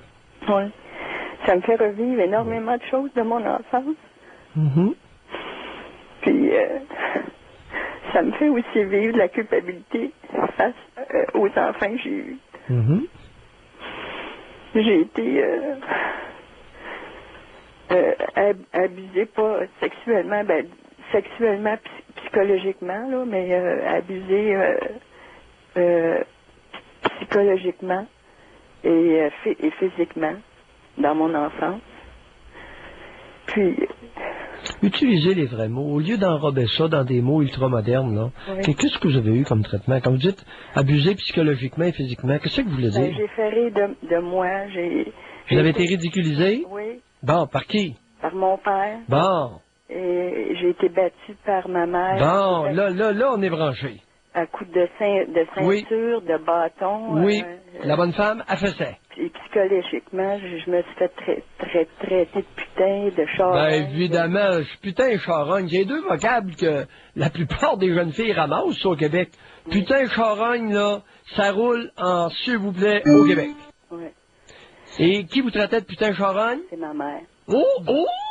Et le bonhomme, lui, vous ridiculisait par comment? Ben, il riait de nous quand on pleurait, quand on verbalisait des peurs, des peines, parce qu'il disait qu'on était faible parce qu'on vivait nos émotions, qu'on n'avait pas de tête, qu'on était niaiseux. Est-ce qu'il savait que vous mangez des méchantes volées? Oui. Il le savait. Ah, oui. Il était là.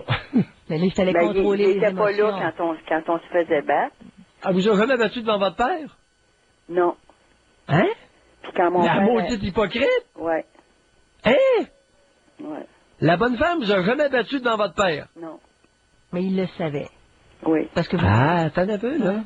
Spécial, ça? Tu sais, quand t'as 7 ans, là, puis t'entends ta sœur crier, là... Comment ça se fait qu'elle était hypocrite comme ça, la vieille maudite? Je sais pas. Ah? Ben, elle était très souffrante aussi, là. Elle souffrait? Elle était très souffrante. Mon père, il riait d'elle aussi. Non. Fait qu'elle se défoulait sur nous. En plus de rire d'elle, qu'est-ce qu'il faisait d'autre? Il la battait. Oh! Un petit traitement de faveur? Comment? Un petit traitement de faveur? Oh, il riait d'elle? Il vargeait dessus? Oui. Elle se tournait de bord, elle vargeait ses enfants. Sa progéniture, ce qui venait de lui. Puis moi, ben, quand j'ai eu mes enfants, j'avais... Avez-vous déjà été témoin de... lorsque votre père frappait votre mère? Deux fois. Au moins 2 fois? Puis de quoi ça a l'air? Ben, j'avais peur. J'étais morte de peur quand j'étais jeune. Ben oui. C'est comme ça qu'on fabrique des générations complètes ou des générations à forte teneur d'individus qui sont très anxieux et qui vont aller chez les docteurs se faire bourrer de pelules. Ben moi, j'ai jamais rien pris. J'ai fait une dépression dans mon adolescence. Oui. J'ai jamais pris rien pour m'en sortir. Vous êtes exceptionnel. Oui. Aujourd'hui, je peux dire, j'ai 52 ans. Oui. Puis je m'en suis bien sortie. Je m'en suis bien sortie dans le sens que j'ai maturé. J'ai été des années de temps, moi, à pas être capable d'être avec le monde. Je tremblais constamment. Puis aujourd'hui, je m'en suis sortie. Vous savez, les grands docteurs, les grands psychiatres de la Chapelle de Montréal, vous auraient parlé d'une phobie sociale. Oui, exactement. Si vous aviez consulté, là, et Janine, il lui aurait dit, oh madame, vous souffrez d'une phobie sociale. Vous tremblez en présence des étrangers. Et je suis à peu près certain, il n'y en a pas un qui vous aurait demandé de parler simplement de ce que vous venez de dire. D'où ça émane? Ben oui. Parce que est-ce que tu développes une phobie sociale, Pierre, quand tu as été chouchouté dans ton enfance? C'est même pas une phobie sociale. Tu comprends? Écoute, c'est une réaction à être terrorisée et elle demeure terrorisée. Tu n'as pas un grand cours universitaire là-dessus, là? Puis quand j'ai eu mes enfants, ben j'étais pleine de bonnes intentions. Oui. Puis moi, j'ai été de celles qui a choisi de rester à la maison avec mes enfants, comme vous disiez tout à l'heure. Oui. Puis ça m'a pas empêché d'être impatiente puis de dire des choses à mes enfants. J'ai pas frappé mes enfants parce que je me suis dit je ferais pas ce que j'ai reçu, sauf que psychologiquement, j'ai pas été plus fine. Quels sont les commentaires qui revenaient le plus souvent vers vos enfants, là? Que je disais à mes enfants, je m'en vais vous tuer mes câlisses. Ouais. La même chose que j'ai reçue de mes parents. C'est quand vous étiez au bout, là? C'est ça qui sortait spontanément? Oui, c'est mon impatience. C'est que quand je devenais impatiente, là, j'avais des flashs de ce que mon père et ma mère me disaient quand j'écoutais pas. C'était plus fort que moi. Fallait que je dise des choses comme ça. Vous êtes gentil d'appeler cet après-midi, Yvonne, pour conscientiser les auditeurs aux conséquences graves des mauvais traitements faits sur les enfants. Oui. Et on appellerait ça les membres de la chapelle à Montréal. Là-dessus, ils auraient raison. Plusieurs parleraient d'un état dissociatif. Alors, à un moment donné, la pression monte tellement là qu'il y a un flash mental, puis là, ça sort. Oui, exact. Puis comprends-tu, Janine, pourquoi d'enjoindre le monde de se retenir, ça peut même être pire? Oui, c'est qu'ils peuvent carrément dissocier. Puis, et la culpabilité que j'avais suite à mes comportements, parce que j'étais très consciente, j'ai fait des démarches pour m'en sortir, puis il n'y avait rien à faire. Mais quelle démarche? Rien par curiosité, Yvonne, quelle démarche? Qu'est-ce qu'on vous proposait pour diminuer ce niveau d'agressivité-là? Moi, j'avais appelé à Parents Secours pour des rencontres hebdomadaires pour parler à des gens de ce que je vivais, de l'impatience que je vivais à mes enfants. Mais c'était tous des parents, il n'y avait pas de psychologue, il n'y avait pas personne. Puis je savais pas trop à quel endroit aller pour ça, tu sais. Je questionnais des gens, je disais, ouais, mais comment je vais faire pour donner à mes enfants le maximum? Mais par contre, je leur donnais beaucoup d'attention, je les prenais, je les berçais, je chantais des chansons, tu sais, je leur ai donné du mieux que je pouvais, tu sais, quand même. Vous avez fait déjà plus que vos parents. Oui. On comprend ça, Pierre. Ouais. Hein, c'est ça. Mais quand même, aujourd'hui, j'écoutais le psychiatre Pierre Mailloux qui disait, il n'est jamais trop tard pour réparer les torts. Puis moi, j'ai rencontré mes enfants il y a quelques années. Puis je me suis excusée du comportement que j'ai eu envers eux. Puis je leur ai dit, n'importe quand vous avez besoin de moi, puis vous voulez qu'on en parle, que vous avez des choses sur le cœur à me reprocher, je suis ouverte à ça. Parce que j'ai grandi, je suis plus mature, j'ai guéri des choses. Puis je me sentirai pas jamais offusquée de ce que vous avez à me reprocher. Et sur ce point-là, chère Yvonne, permettez-moi de vous dire que vous vous démarquez de la vaste majorité de vos congénères. Il n'y a pas beaucoup de femmes au Québec qui ont et peuvent tenir le discours que vous venez de tenir. Et les enfants qui reçoivent ça, Pierre? Ben là, ça fait maudit bonbon sur une plaie. Oui. Hein? Oui, parce que puis le fait de vous rendre utile, est-ce que vous vous rendez utile des fois? Est-ce qu'ils vous demandent des petits services? Oui, je me rends utile, même si des fois j'ai pas envie parce que ça me demande un effort. Parce que je sais encore que j'ai des blessures encore. Oui. Mais je me force puis j'y vais. Oui, parce que ça fait partie des mesures réparatrices. Exactement. Et ça donne du poids. Des excuses, parce que les excuses verbales seulement, c'est peut-être pas suffisant. Alors, les excuses verbales, ça vaut strictement rien. Non, exactement. Il faut qu'il y ait des gestes concrets qui suivent. Il faut qu'on pose des gestes, c'est important, parce que les enfants sont blessés. C'est bon, Yvonne, votre affaire. J'aime ça. Je me dis, si je veux briser la chaîne de pas que mes enfants refassent la même chose avec leurs enfants. Oui. Oui. Déjà qu'avec vous, ça s'est amélioré. Ouais. Hein? Un gros bout, Yvonne. Bel exemple à suivre. Merci. Merci, Val. Merci beaucoup, Madame Yvonne. Ah, Pierre, aujourd'hui, ça va dans toutes sortes de portes qui s'ouvrent. Ça va dans les bonnes portes. Oui, ça s'ouvre positif, en tout cas. Retour au Doc Mayou. Retrouvons le psychiatre Pierre Mailloux et notre animatrice, Janine Ross. Frapper les enfants, agir avec eux avec agressivité au niveau psychologique si on ne les frappe pas. Et quand on commence à être conscient de ça et des dommages que ça peut causer, peut-être qu'on amorce une réflexion. Puis, dans certaines têtes, brutaliser les enfants, les saisir, les taper, c'est une méthode éducative. Alors, où est-ce qu'on se situe à travers tout ça? Et puis Pierre, tantôt, à 13h, non, quelle heure? 15h, il y a 2-3 courriels qui sont entrés concernant les déficits d'attention chez les enfants. Il faut absolument en toucher un mot. Parce que ces parents-là, il y en a qui ils sont très éprouvés. On parle à Richard maintenant. Bonjour Richard. Bonjour. Oui, bonjour Richard. Ça va bien? On vous écoute. La première fois que j'appelle, je suis un peu nerveux. Bienvenue. Parce que c'est pas vraiment mon style à la radio, mais là, depuis que j'ai entendu l'histoire du cheval, là, ça m'a bouleversé maintenant. Oui? Ben, ça n'a pas d'allure. C'est-à-dire? Ben, capable de frapper ses chevaux, mais capable de frapper ses enfants. Ben oui, c'est fréquent, ça. Ben, C'est très fréquent au Québec où des adultes ne frapperont jamais leur chien de compagnie, mais vont frapper abondamment l'enfant. Ben oui. Ouais. Ben oui, c'est fréquent. Ben, moi, je suis chanceux parce que dans ma vie, j'ai pas vu grand violence. J'ai été orphelin à partir de 9 ans. J'ai été élevé par mon parrain, ma moraine. Mm-hmm. Puis j'ai remarqué aujourd'hui, parce que j'étais tannant, comme tous les autres petits gars. Mais quand j'étais tannant, il me changeait mes idées, il me faisait faire du sport ou j'étais vraiment, vraiment tannant, mais là, il me mettait devant la vitre du salon, puis je pouvais pas sortir, puis je regardais mes amis jouer, puis le lendemain, il va dire que j'étais à l'ordre. Mais j'ai jamais mangé de table. Ouais. Ah bon? Et aujourd'hui, ben là, j'ai remercié mon père à mes âges de 30 ans quand j'ai eu mon premier gars, puis j'ai dit à mon père que je vais faire la même chose de la même manière que tu m'as élevé. Puis il m'a dit c'est la bonne affaire à faire parce que frapper un enfant, ça donne absolument rien. Mais c'est bizarre que vous disiez ça, alors qu'en notre temps, au Québec, ils se réclament même d'avoir une loi pour protéger ce droit-là. Ils se réclament du droit de fesser leurs enfants. Tu sais, vous avez un discours qui va à l'encontre d'une partie de la culture québécoise, Richard. Ouais, mais moi, il y a des lois qui sont stupides, il y a des lois qui sont bonnes. Il faut mettre des pour et des contre aussi. Ouais. Moi, mon gars, des fois, il est tannant, là. Puis, qu'est-ce que je vais faire, c'est que je vais le prendre, je vais changer d'idée, on va faire un casse-tête, puis je vais être séparé entre sa sœur, puis la chicane finie, là. Mm-hmm. Je frapperai pas pour dire, hey, c'est le moins que ça marche. Ouais, vous allez à l'encontre du courant québécois.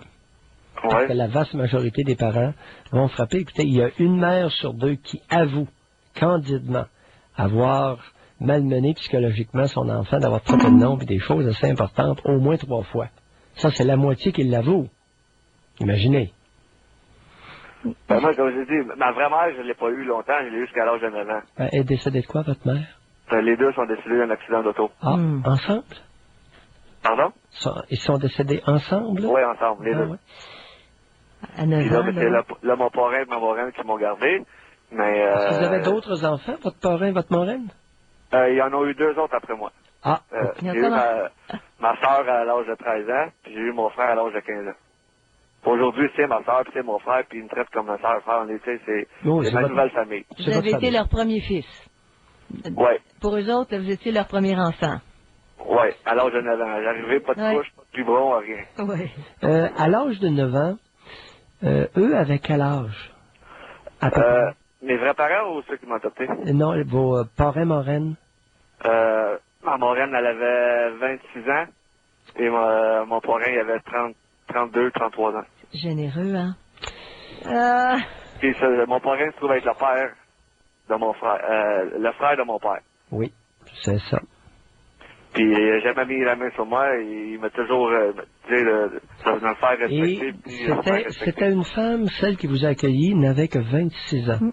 Oui, aux hommes bien nés, c'est mon ange. Ouais, aux hommes bien nés, la valeur n'attend pas le nombre des années. Elle l'avait l'affaire à 26 ans. Elle n'avait même pas eu d'enfant. Ouais, elle n'avait pas eu d'enfant. Elle-même, c'est ça. Hein?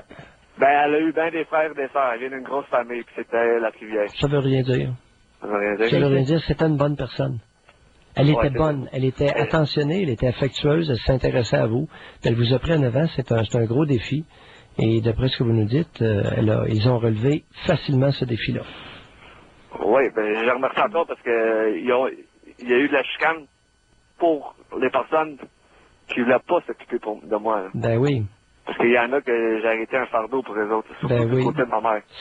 Aïe, aïe. Fort heureusement que vous êtes bien tombé, vous. Oui, c'est le côté du père, voyez-vous, c'est du côté paternel que ça a versé, que ça a été le mieux. Ouais. Mais Pierre, une jeune femme de 26 ans là, qui vient d'une plus grande famille, ça ne fait pas peur, un humain peut-être?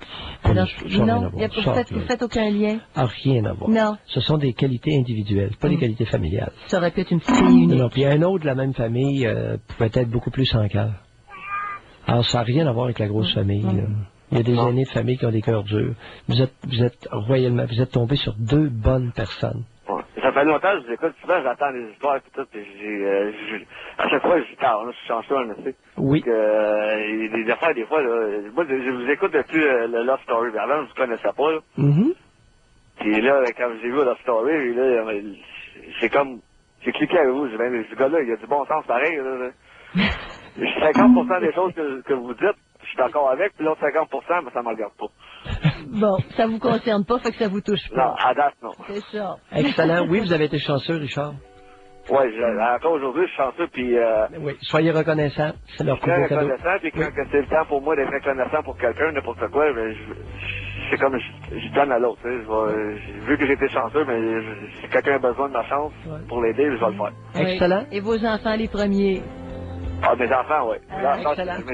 Bye, Richard. Richard, merci, les gars. Bye.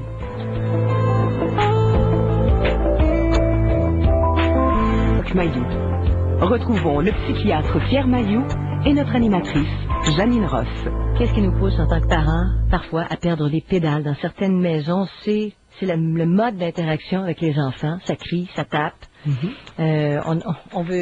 On n'accepte pas que nos enfants nous tiennent tête. On a peur qu'ils nous montent sur la tête. Ce sont des explications qui arrivent souvent. Il n'y en a pas beaucoup qui nous appellent là-dessus cet après-midi. C'est une crainte largement répandue, ça, de bien mater les enfants pour ne pas perdre le contrôle et qu'ils montent sur la tête de leurs parents. Oui. Ça, il y a un courriel ici, Pierre. C'est une inquiétude là, fréquente. Oui. C'est vrai que c'est pas ressorti. Il y a quelqu'un qui dit j'ai pas le courage de vous appeler. Oui. C'est un cas très particulier, puis il y en a plusieurs qui sont sortis comme ça. Oui. Elle a 2 garçons, un de 4 ans et un de 9 ans. Elle dit, elle s'emporte, elle le frappe, puis elle dit, on vient juste d'apprendre, finalement. Je lui crie souvent après, je le frappe, il me met à bout. Ils viennent d'apprendre qu'il souffre d'un déficit d'attention, et là, ils vont entrer en démarche de médication. Elle dit, mais je deviens frustrée parce que je suis obligée depuis des années de répéter 100 fois ce qu'il faut faire. Elle perd patience. Correct? Elle dit, j'ai pas de raison, c'est pas parce qu'on est à la maison, elle vous donne raison là-dessus, là. Elle dit, c'est pas parce que je suis à la maison que c'est moins ou pire. Elle dit, parce que mon conjoint a un bon revenu, mais je suis frustrée, alors je crie, c'est devenu normal. Elle dit, l'enfant crie contre elle aussi. Ça fait partie, mais le dernier paragraphe est très frappant. Ils viennent juste de découvrir qu'ils souffrent d'un déficit d'attention. L'entourage encourage à frapper. Souvent, on m'a reproché de ne pas frapper au lieu de perdre mon énergie à expliquer. Merci. J'agaçais l'entourage. Le chat sort du sac. C'est ça. Elle dit la bonne méthode, c'est de frapper pour éduquer. J'ai été élevée de cette façon. Mais elle a un petit bonhomme qui souffre d'un déficit d'attention. Voilà. Beau reflet du Québec profond. Ça, c'est bien dit. Ça, c'est honnête. Ça reflète un gros pourcentage de parents. Parce que ceux-là, les parents qui sont pris avec des enfants qui souffrent d'un déficit d'attention qui n'est pas diagnostiqué, c'est très, très exigeant. Ça, oui. Bon, c'est ça. C'est ça. Puis il y en a qui disent, je ne frappe pas malgré ça. J'ai jamais frappé. Ça fait 26 ans que j'envoie des enfants hyperactifs. Ils ne sont pas plus tapés que les autres. Et pourtant, c'est éprouvant. C'est pour ça que je te disais, le stress puis les enfants difficiles, c'est pas une raison pour les faire plus. Mais... C'est dans la tête, dans le cœur des parents. Mais elle a subi la pression. Elle, quand elle était petite, c'était probablement ça. L'entourage encourage à frapper. La culture et les frustrations personnelles. On parle à Louise. Bonjour, Louise. Oui, bonjour. Bonjour, Louise. Alors, moi, j'appelle le sujet du jour, c'est que finalement, quand j'étais jeune, j'ai été battue, j'ai eu des claques. Ensuite de ça, j'ai vécu aussi de l'inceste. Et puis, ça m'a tellement... je pourrais dire comme le thème, écœurée là, de cette situation-là, c'est que j'avais perdu toute estime de mes parents. Et puis, à un moment donné, quand je me rappelle, j'étais jeune, on était comme couché dans la porte de la chambre, et puis là, on entendait mon père battre ma mère, puis ma mère qui pleurait, puis qui criait. Et puis, je me suis dit, à ce moment-là, il n'y a pas personne qui va lever la main sur moi, et puis, comme la confiance des hommes, c'est sûr que, disons, que ça, je ne l'avais pas. Ce qui fait que, moi, quand j'ai eu mes enfants, j'ai eu 2 garçons, 2 filles, le premier, à un moment donné, je l'ai pris, puis je suis venue pour lui serrer le bras, parce que ma mère, pour nous faire avancer plus vite, quand elle n'était pas de bonne humeur, elle avait les ongles assez longs, elle nous les rentrait dans la peau assez qu'on avait des gales après. Et puis, quand j'ai vu qu'en prenant le bras de mon enfant, je m'en allais faire répéter la même chose qu'elle, alors j'ai cessé complètement. Et puis, là, j'ai dit non, moi, ce que j'ai vécu m'a tellement déplu, m'a tellement blessée, que finalement, j'ai arrêté. Et puis, j'ai jamais élevé mes 4 enfants. Jamais par la suite. Ils ont eu des tapes ou quoi que ce soit. Alors, ce qui est arrivé, c'est que, c'est sûr que je les aimais tellement que, les enfants faisaient des activités, puis c'était un peu comme l'autre monsieur d'avant. Quand, mettons, ça chicanait parce que c'était, des enfants entre eux autres, là, des fois, même à la table, ils vont se mettre une boîte de céréales pour pas se regarder, là. Finalement, je les laissais aller. Puis, ça s'estompait. Des fois, je leur disais, regarde, là, c'est pas correct d'agir comme ça. Et puis, ça l'a arrêté. Puis, quand mes enfants sont devenus adultes, puis qu'ils ont eu des enfants, et puis, je leur ai demandé s'il y avait des choses qu'ils ne voulaient pas, mettons, comme répéter par rapport à ce que moi, je les avais élevés. Puis, ils m'ont dit non. Ils m'ont dit, maman, on était heureux de la façon que tu nous as élevés. Puis, c'est correct, on va faire quand même des choses semblables. Hein? Qu'est-ce qui s'est passé que la première fois que vous avez pris votre jeune et que vous êtes venu pour lui planter vos ongles dans le bras? C'est comme si comment je pourrais bien vous dire, donc, pas l'adrénaline, mais tu sais, là, c'est venu, là, comme ça s'est monté dans mon visage, là, puis je me suis sentie tellement mal, que c'est comme si je venais de prendre un choc électrique, là, vous savez? Et puis, fait que tout de suite, là, je l'ai laissé, et puis... Oui, continuez à nous parler de... Vous vous rappelez, c'est arrivé il y a combien d'années, cet incident-là? Ça fait longtemps, parce qu'aujourd'hui, j'ai 55 ans. À peu près? Lui, il a 3 ans, j'avais environ 23 ans. À 23 ans. Ouais. Et là, vous recevez littéralement un électrochoc, un choc électrique. Vous vous rappelez de cet incident-là? Vous étiez où? À quelle place ça s'était produit? C'était chez moi, à la maison. Le petit... c'était peut-être une journée où j'étais stressée, puis à ce moment-là, il... Non, lâchez-nous le stress. Alors, il n'écoutait pas, ouais. Et puis... Il n'obéissait pas. C'est ça.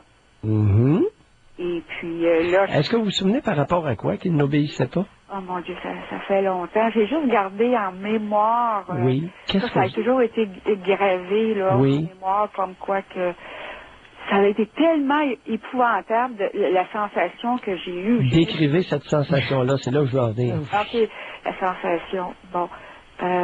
Ça m'a comme ramené à moi, que quand moi, par exemple, on me le faisait, et puis que je trouvais qu'à ce moment-là, quand que ma mère me le faisait, que ça avait comme donc pas de sens, c'est même pas, par rapport à ce que j'avais fait, ça n'avait pas d'allure. Comment vous vous sentiez quand votre mère vous le faisait?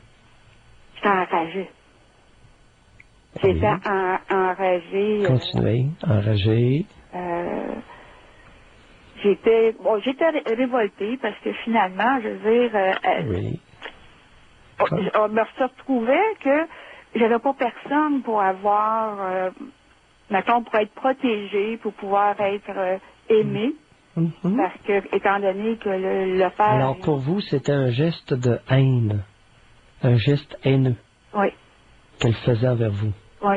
Et là, vous avez soudainement réalisé, pris conscience de façon violente en dedans de vous, de façon pas violente, mais de façon cuisante en dedans de vous, que vous étiez momentanément haineuse envers votre enfant.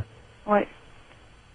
Et puis... C'est intéressant parce que vous, dans votre cas, ça vous a pris un seul incident pour vous guérir. Oui. Ça a tout remonté, paf, avec une réaction intérieure très forte, très vive. Et si ça n'avait pas été aussi fort, probablement qu'elle aurait continué. Oui, c'est ça. Et c'était tellement contre votre nature que ça... oui, moi... Vous avez réalisé soudainement que vous deveniez haineuse. Et puis même... Comme votre mère l'avait été à votre tour. Oui, puis mes filles aussi, je les ai suivies parce que moi...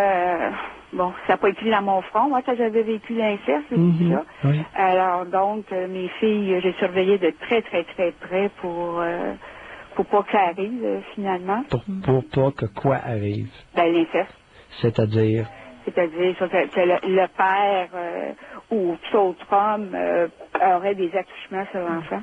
Est-ce que votre conjoint était au courant de votre histoire? Oui. Il le savait? Oui. Oui, mais même s'il le savait, moi, j'ai...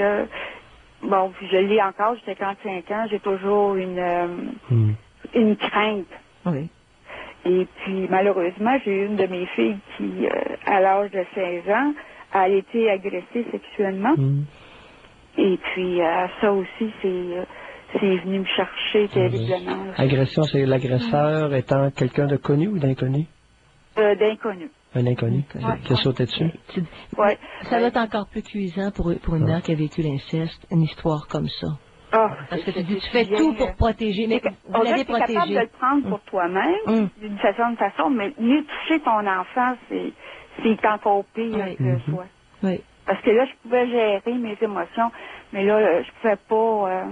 Puis vous l'avez protégé, si vous l'avez dit là, contre son père, contre n'importe qui, vous aviez tout le temps l'œil. Oui. Malgré ça. Malheureusement, c'est quelqu'un de la rue qui est venu nous la chercher, non?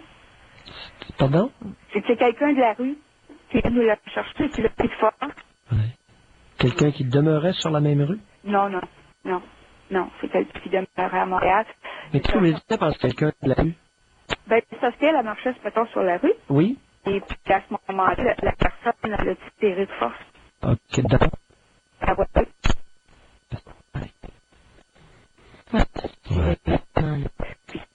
Comme le poids il sort.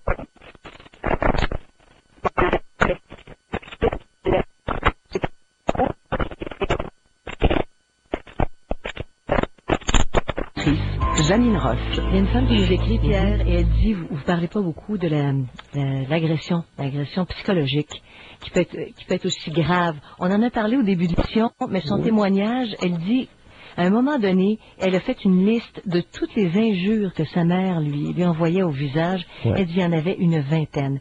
Elle dit, je n'ai pas répété. Ça m'a pris du temps à remonter une estime de moi, et je n'ai pas répété ça avec mes enfants. Elle aussi. Alors, à quel point c'était destructeur, mais jamais elle avait été tapée, jamais elle avait été brutalisée. Mais putain, charogne, ça roulait fort. Je ne sais pas pourquoi cette affaire-là. Putain, charogne, je l'ai vraiment entendu souvent dans ma pratique.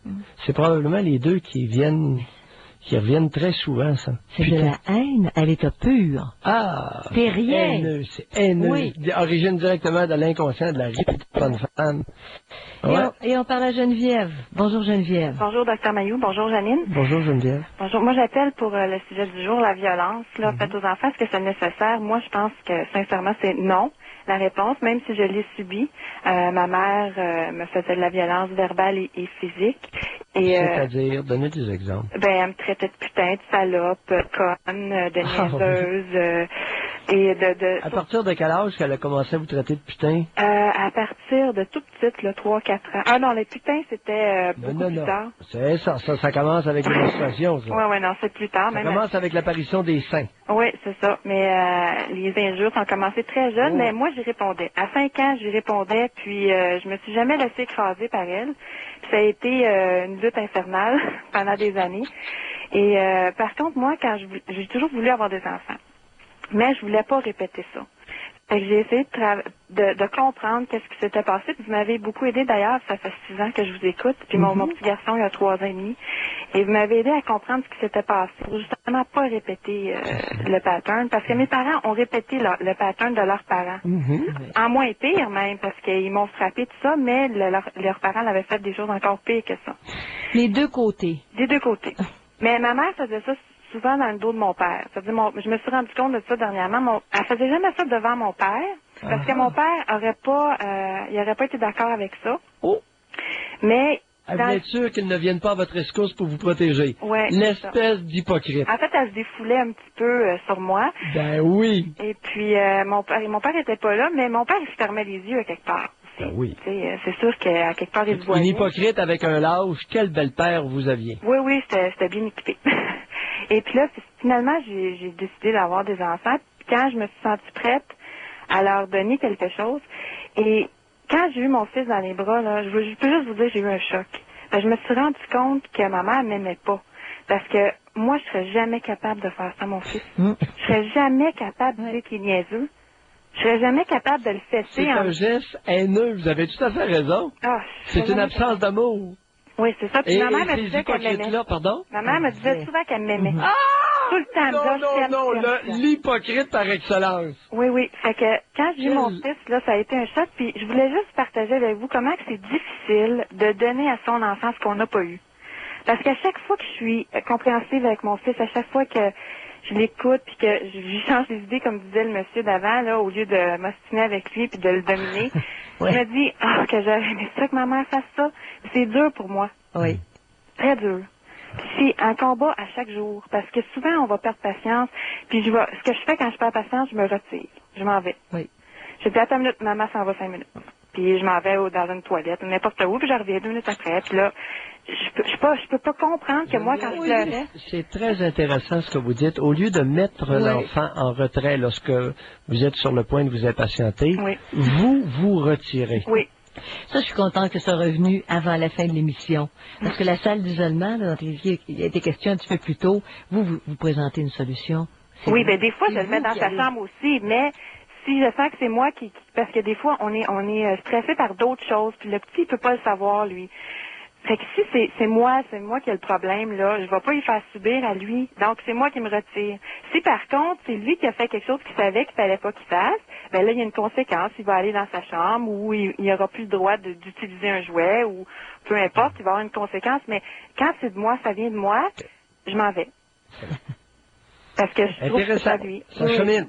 Merci beaucoup, Geneviève. Bye, au revoir. Bye. Ça chemine. C'est pas sorti non plus dans l'émission, puis on va voir, il reste encore quand même quelques appels. Les SPM, syndrome prémenstruel, il y avait des chiffres, une grosse étude qui avait été faite par l'Université de Montréal, je ne sais trop, où il disait que c'était le moment où beaucoup de femmes avaient le plus haut niveau d'agressivité. Elles frapperaient leurs enfants facilement, elles auraient même des gestes d'agressivité envers d'autres personnes. Bon, mais regarde, faut pas non plus dramatiser. C'est ça que j'aime pas, là, dans l'hystérie collective québécoise. C'est sûr qu'une mère qui est irritable en période prémenstruelle va peut-être avoir tendance à frapper un peu plus son enfant qu'elle frappait déjà. Mais une mère qui est affectueuse commencera pas à frapper son enfant avant d'être menstruée. Non, même, OK, vous coupez ça, parce que ça, c'était pas mentionné dans l'étude. Elle va être plus irritable, elle va s'impatienter, elle va bourrasser un peu plus. Oui. Mais de là, non, si elle ne le frappe pas avant, elle le frappera pas plus pendant ces quelques jours-là. Voyons. Voyez-vous, ça, c'est des aspects d'études qui seraient beaucoup... ce serait très intéressant d'avoir ça. Parce que ça met des nuances et des bémols. Oui. Bon. On a tendance, on aime la dramatisation hystérique au Québec. Ça fait partie de la société matriarcale. Tu peux pas avoir de société matriarcale sans dramatisation hystérique. Mais quand tu fais des sondages et qu'on répond comme tel, tu fais des sondages, font des enquêtes, ils suivent des femmes, ils essaient toutes sortes d'approches. Oui, mais l'enquête, on aime bien un petit peu de dramatisation hystérique dans la présentation. On aime bien. C'est le Québec. Peut-être on n'en parlerait pas sinon. On a peur. Peu. On a peur que... On parle à Léa. Bonjour Léa. Bonjour. Oui, bonjour Léa. Bon, je vais vous conter une histoire que j'ai vécue quand j'étais jeune, qui m'a marqué beaucoup dans ma vie. À l'âge de 8 ans, j'ai vu mon père battre ma mère. Et il y avait toujours une grande tension dans la maison. Il y a eu beaucoup de bousculades. Les enfants, on a souvent vécu des pénitences assez sévères. Mm-hmm. Mais quand j'ai vu mon père faire ça à ma mère, je m'en souviens d'aller voir ma mère, j'ai dit, je l'haïs mon père. Puis elle m'a dit, avec son doigt dans mon nez, on l'haït pas ton père. C'est un bon père, il met de la nourriture sur la table, on met une toile sur la tête, c'est un bon père et on l'aime. Ça m'avait marqué parce que le visage, les yeux, le regard, mais dans mon cœur, je me disais, mais l'amour, c'est pas supposé faire mal. Un parent qui aime ne devrait pas faire mal. Et vous, votre mère a commencé à vous éduquer à la lâcheté à l'âge de 8 ans. Ah non, ben plus avant ça. Ça, c'était une grosse... Vous conviendrez que c'était un geste de grande lâcheté. Oui, oui, mais j'en avais eu avant aussi quand même. Là, fait que vous avez quel âge, Léa? Là, aujourd'hui, j'ai 42 ans. 40? Oh, vous n'êtes pas si vieille que ça. Non. Mais ça a été une affaire qui m'a marquée et j'avais toujours peur d'avoir des enfants. Je me disais, oh non, faudrait pas que j'aie des enfants. On était plusieurs filles à la maison et elle disait qu'elle aimait pas les filles. Elle était pas portée vers les filles. En tout cas, elle a fait peut-être son possible. C'était son expérience maternelle à elle. mais j'avais pas une personne qui pourrait me montrer comment être mère. J'ai pas connu c'était quoi être mère. Ça se montre pas. Ça se montre pas comment être mère. C'est pas comme ça que ça fonctionne. Il y a des prérequis de base très simples. Puis elle aurait pu être une bonne mère. Bon, ça se montre pas, ça. On peut pas commencer à dire on va vous éduquer. Je voyais des articles, même l'article de la pédiatrique. Là, ce qu'il voulait faire, là, il voulait montrer au nouveau conjoint apprendre à s'occuper d'un bébé. Hey, c'est-tu innocent?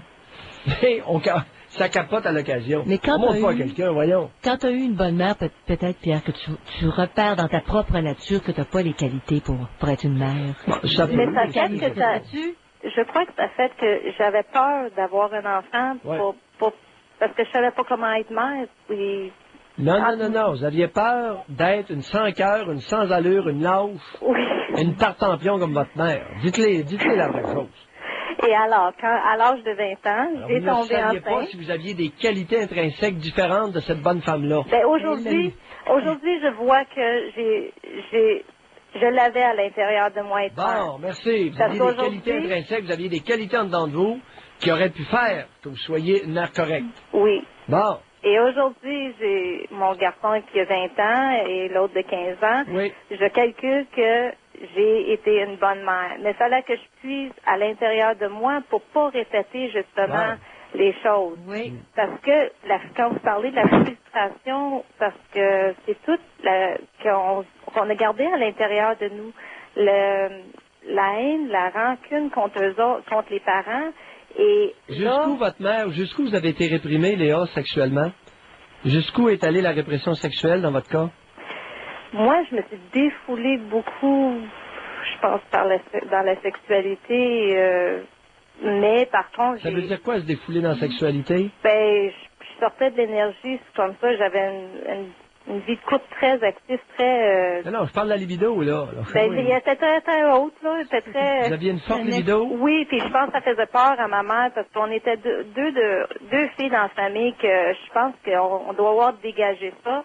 Et je pense que ça dérangeait ma mère. Fait qu'on a été traités de salopes et putes et tout.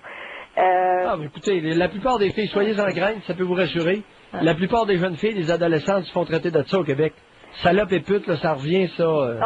C'est dans le langage de la plupart des bonnes femmes du Québec. Mais parce que Léa, elle dit qu'elle se défoulait dans sa sexualité. À partir de quel âge vous êtes défoulée dans le sexe? Moi, j'ai commencé à l'âge de 15 ans et demi, 16 ans. Ouais, ben 15 ans et demi, 16 ans, c'est la moyenne. OK. C'est la moyenne. Puis, avec le même partenaire dans ma vie, puis j'ai... Non, mais quand vous dites que vous vous êtes défoulée, c'est parce que vous aviez beaucoup de relations sexuelles avec votre partenaire? Ben, aussi que je sentais, c'était une façon pour moi à transmettre l'énergie. Tu sais, qu'est-ce que j'avais à l'intérieur de moi, là, fallait que ça sorte, là. C'était comme une... Tu sais, il y en a qui se masturbent pour sortir, tu sais, pour mieux dormir après, pour sortir une énergie, mais moi, j'ai appris très jeune à faire ça. Je peux pas croire que je suis au radio, là. Mais j'ai appris très jeune à faire ça. Au radio, il n'y a rien là. Un exutoire, vous aviez une forte libido et ça vous servait de gratification, de plaisir. Oui, mais même très, très jeune, moi, j'ai commencé très jeune à la maison, puis comme il y avait une grande... Vous avez commencé très jeune à vous masturber à la maison? Oui. Ah, OK. La pression sortait comme ça. Ah, non, et entendez un peu, c'était pas uniquement la pression exutoire, là. C'était une source de plaisir. Vous avez découvert par vous-même que le plaisir sexuel pouvait compenser pour la répression et les mauvais traitements. Merci beaucoup, Léa. C'est brillant, ça. Pour les hivers de chez nous, Columbia vous ouvre le chemin.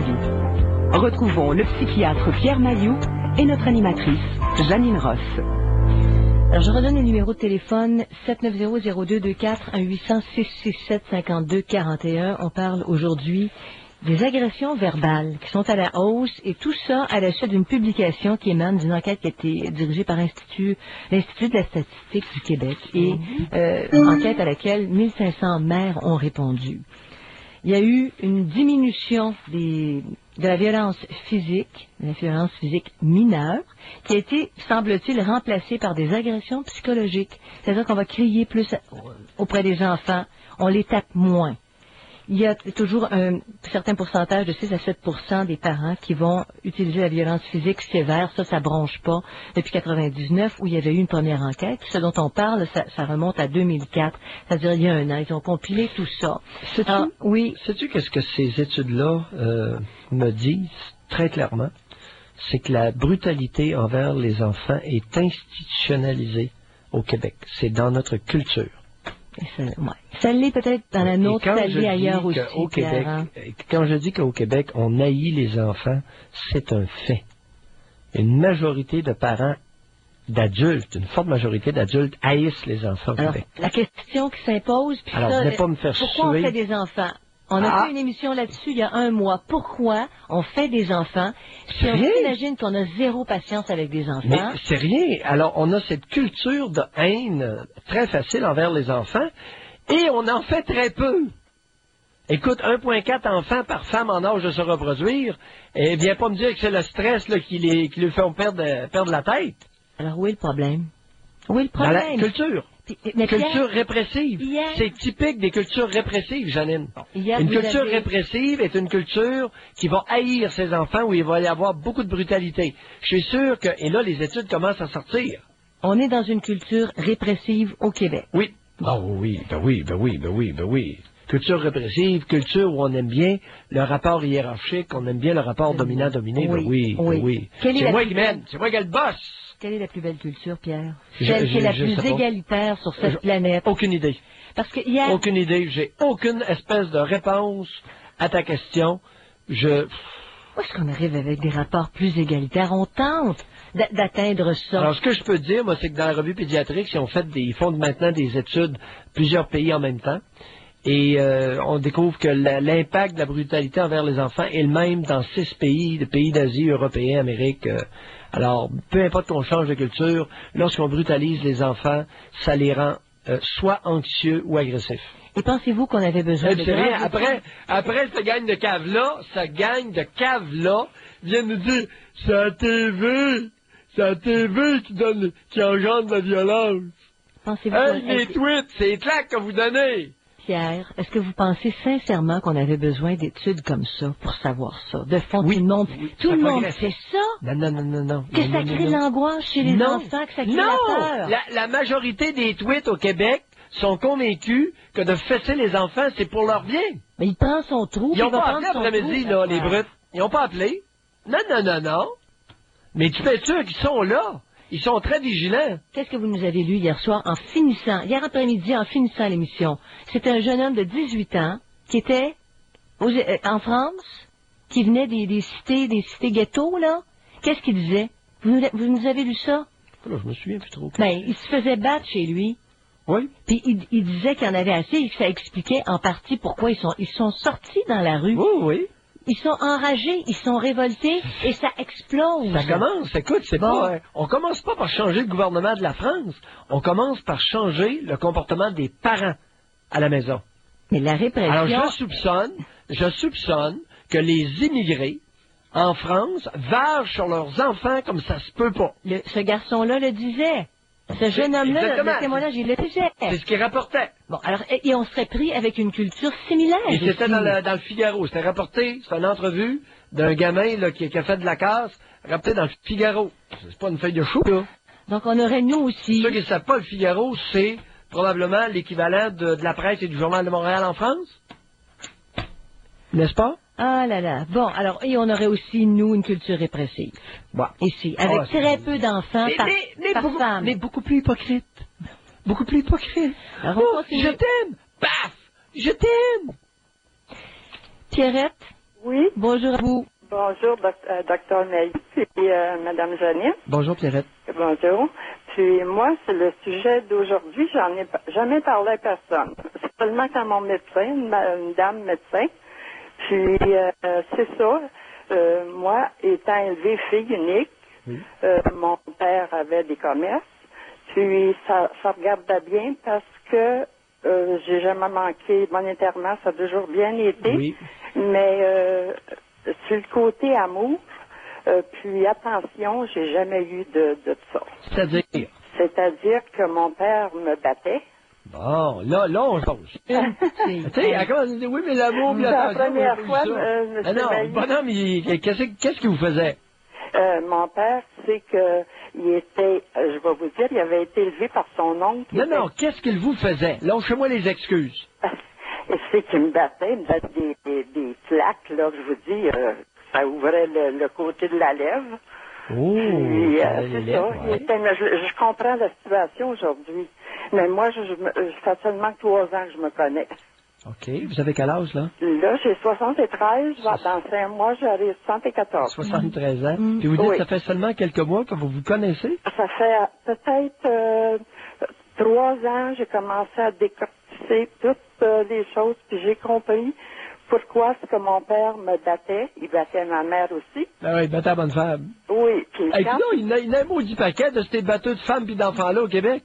On va faire quoi avec cette race-là? Ça sera pas grand-chose. On va au moins en parler. Qu'est-ce qui vous est arrivé à vous? Il aime ça me faire taire. Hein. Il envoie des longues lettres, puis des courriels, puis des plaintes. Ça regardait très bien, puis le monde disait, mon Dieu, t'es chanceuse. Oui. Il battait la bonne femme, puis il battait la fille. Fallait à lèvre. Quand il battait ma mère, moi, je me mettais entre les deux. Oui. Puis, à 9 ans, il m'a envoyé au couvent privé. Oui. Pensionnaire. Puis, j'ai aucun souvenir, je sais pas si j'ai pas de souvenir beaucoup de mon enfance. J'ai le souvenir qui me revient tout le temps que mon père, à 9 ans, il m'a dit, j'étais allé au commerce et il y avait un salon de barbier, on avait un restaurant. Oui. J'étais au salon de barbier, puis devant les gens, les hommes, il dit, bon, ben là, il dit, tu t'en vas d'un couvent privé. Puis dans le fond, ça a peut-être été une mot juste de bonne affaire. Est-ce que vous savez pourquoi il vous a envoyé dans un couvent privé? Il voulait que j'aie une bonne éducation. Non, je pense qu'il était sur le bord de vous copuler. Oui? Oh, ça arrive souvent. Alors, lorsque le désir, parce qu'à 9 ans, là, vous commenciez à être jolie, tu sais, les petites formes, j'ai l'impression qu'il avait peur d'abuser de vous sexuellement. Moi, pas ça, jolie, là, c'est ça que j'ai appris. Moi, ça n'a pas d'importance. Non, c'est pas ça que vous êtes, vous plaisiez. Et j'ai l'impression qu'il a eu peur de sa pulsion sexuelle. Ben, on avait 20 ans de différence, moi et mon père. Puis ma mère, elle était analphabète. Elle avait... j'ai l'impression que votre père a commencé à avoir peur de sa pulsion sexuelle, puis il s'est débarrassé de vous à cause de ça. C'est fréquent, ça, Pierrette. Pardon? Au lieu de vous instituer, il vous a envoyé pensionnaire. Oui? Ouais. Au lieu de la désirer, il la tapait, ça se peut-tu? Oui, Janine. Taper pour tuer le désir? Oui. Pour assouvir, tu sais, ne pouvant l'accoupler, il vargeait dessus, tu sais. Oui. Puis dans le but que personne d'autre y touche. J'ai jamais eu j'ai eu seulement que mon mari. J'ai jamais eu mais pour avoir... Voyez-vous, pourquoi vous attaquait-il au visage? Parce que vous avez mentionné qu'il vous fendait la lèvre. Oui, mais c'est des choses qu'on ne comprend pas parce que quand c'était le temps d'aller pour les danses, pour lui qui était avec moi, quand c'était allé... c'est incroyable. C'est dur. Un petit peu le genou qui accompagne cette femme. Puis, c'est incroyable, c'est là. J'ai des sujets, là, j'ai dit, mon Dieu, ça me revient, là... Moi, je me suis mise rouge à la lèvre. Oui. Puis j'arrive, je me suis demandé tout. Puis devant encore en avant. Allez, c'est clair qu'on peut s'en sortir plus. Back. Retour au Doc Mayou. Retrouvons le psychiatre Pierre Mayou et notre animatrice Janine Ross. Quand on sortira d'une société répressive, peut-être que les parents crieront plus après leurs enfants et taperont plus leurs enfants parce qu'ils verront pas en leurs enfants des ennemis ou des gens qui viennent, qui les défient. Alors on parle à Jean-Paul, probablement que on va clore l'émission avec vous. Bonjour Jean-Paul. Bonjour. Oui, bonjour Madame Ross. Oui. Oui. Moi j'ai 3 enfants. Oui. Puis je pense que j'ai pas trouvé de moyen, mais j'ai appris à les écouter. Et depuis ce temps-là, c'est incroyable comment c'est facile d'élever les enfants. Racontez. Regardez, je veux dire, on n'apprend pas à être parent, je pense qu'on le devient, à force des choses, puis d'élever nos enfants, on s'améliore, j'imagine. Et j'imagine que c'est la même chose pour la plupart d'entre nous. Quand les enfants s'énervent, on a tendance peut-être à s'énerver un petit peu aussi. Puis moi, je sais que dans mon enfance, quand on s'énervait, on avait droit à la strap. Et que moi, je me suis dit que je ne ferais jamais ça à mes enfants. Alors, la seule chose que j'ai faite, c'est que j'ai levé le ton. Puis là, j'ai remarqué que mes enfants, ils se renfermaient sur eux-mêmes. Oui. Ça fait que ce que j'ai fait, j'ai commencé à les prendre dans mes bras quand ils étaient trop énervés. Et depuis ce temps-là, C'est facile. Vous avez dit quelque chose, j'ai appris à les écouter. Qu'est-ce que vous voulez dire par là? Parce qu'il y en a beaucoup qui écoutent et n'ont aucune idée de ce à quoi vous référez.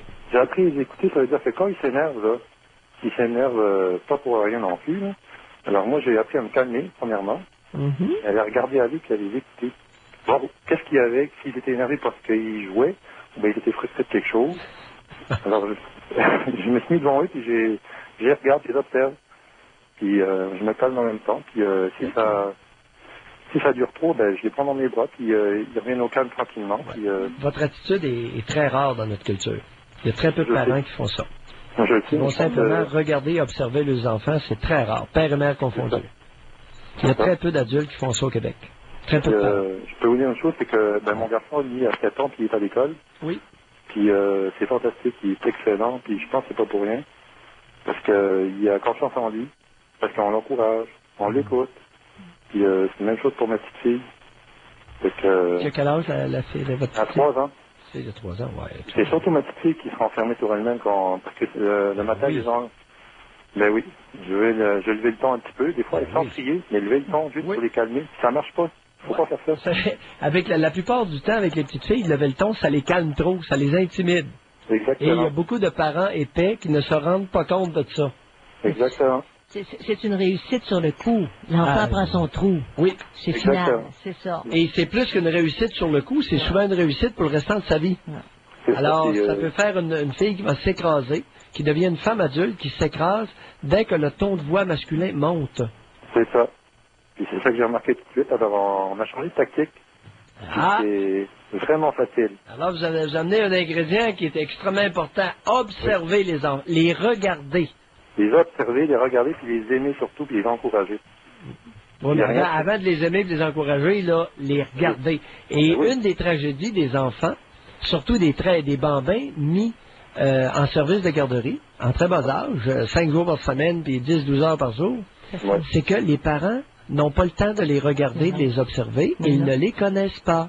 Exactement. Tragédie. C'est une forme on revient le soir à la maison, on fait le souper, tout, on est mis au lit, puis bye-bye, c'est fini. Pas le temps, il n'y a pas eu de temps d'observation de l'enfant. Exactement, c'est ça. Non. Les travaux d'intendance sont tels qu'il n'y a pas de temps pour l'observation. Je regrette. C'est là qu'est la tragédie de cette histoire-là. Et une mère qui ne connaît pas son bébé, elle est foutue. Ben oui. Elle est dans le trouble. Parce qu'il te manque des éléments pour trouver des solutions. Ben oui, tu pourras pas réagir. Tu ne peux pas, comme parent, réagir adéquatement si tu ne connais pas ton gamin. Non. Écoutez pour comprendre, c'est ça que vous avez fait dans le fond, Jean-Paul. Ben oui, c'est pas juste écouter de façon béate, c'est écouter, puis quand vous dites observer, t'apprends. C'est pas difficile, hein? Non, c'est pas difficile, non. C'est vraiment pas difficile à faire. Mais ça prend un adulte. Ça devrait, c'est ça. Ça prend un adulte, le moindrement mature. On revient à l'appel de Bob. Oui, ça va très, très bien avec les enfants, après. Ben oui. Les parents qui connaissent leurs enfants ont relativement peu de problèmes avec leurs enfants. Mais ça finit bien, Jean-Paul. Merci beaucoup. Belle finale. Oui, vous faites du bon travail. Trop merci, grâce à vous. Une belle émission, Pierre. Oui. On remet ça demain. Yes. À chaque jour, des émissions où on rame un peu plus. Il y en a d'autres où c'est drôle, on pense que ça va être difficile, puis il se passe plein d'affaires. Cool. Oui, et étonnantes. Bye.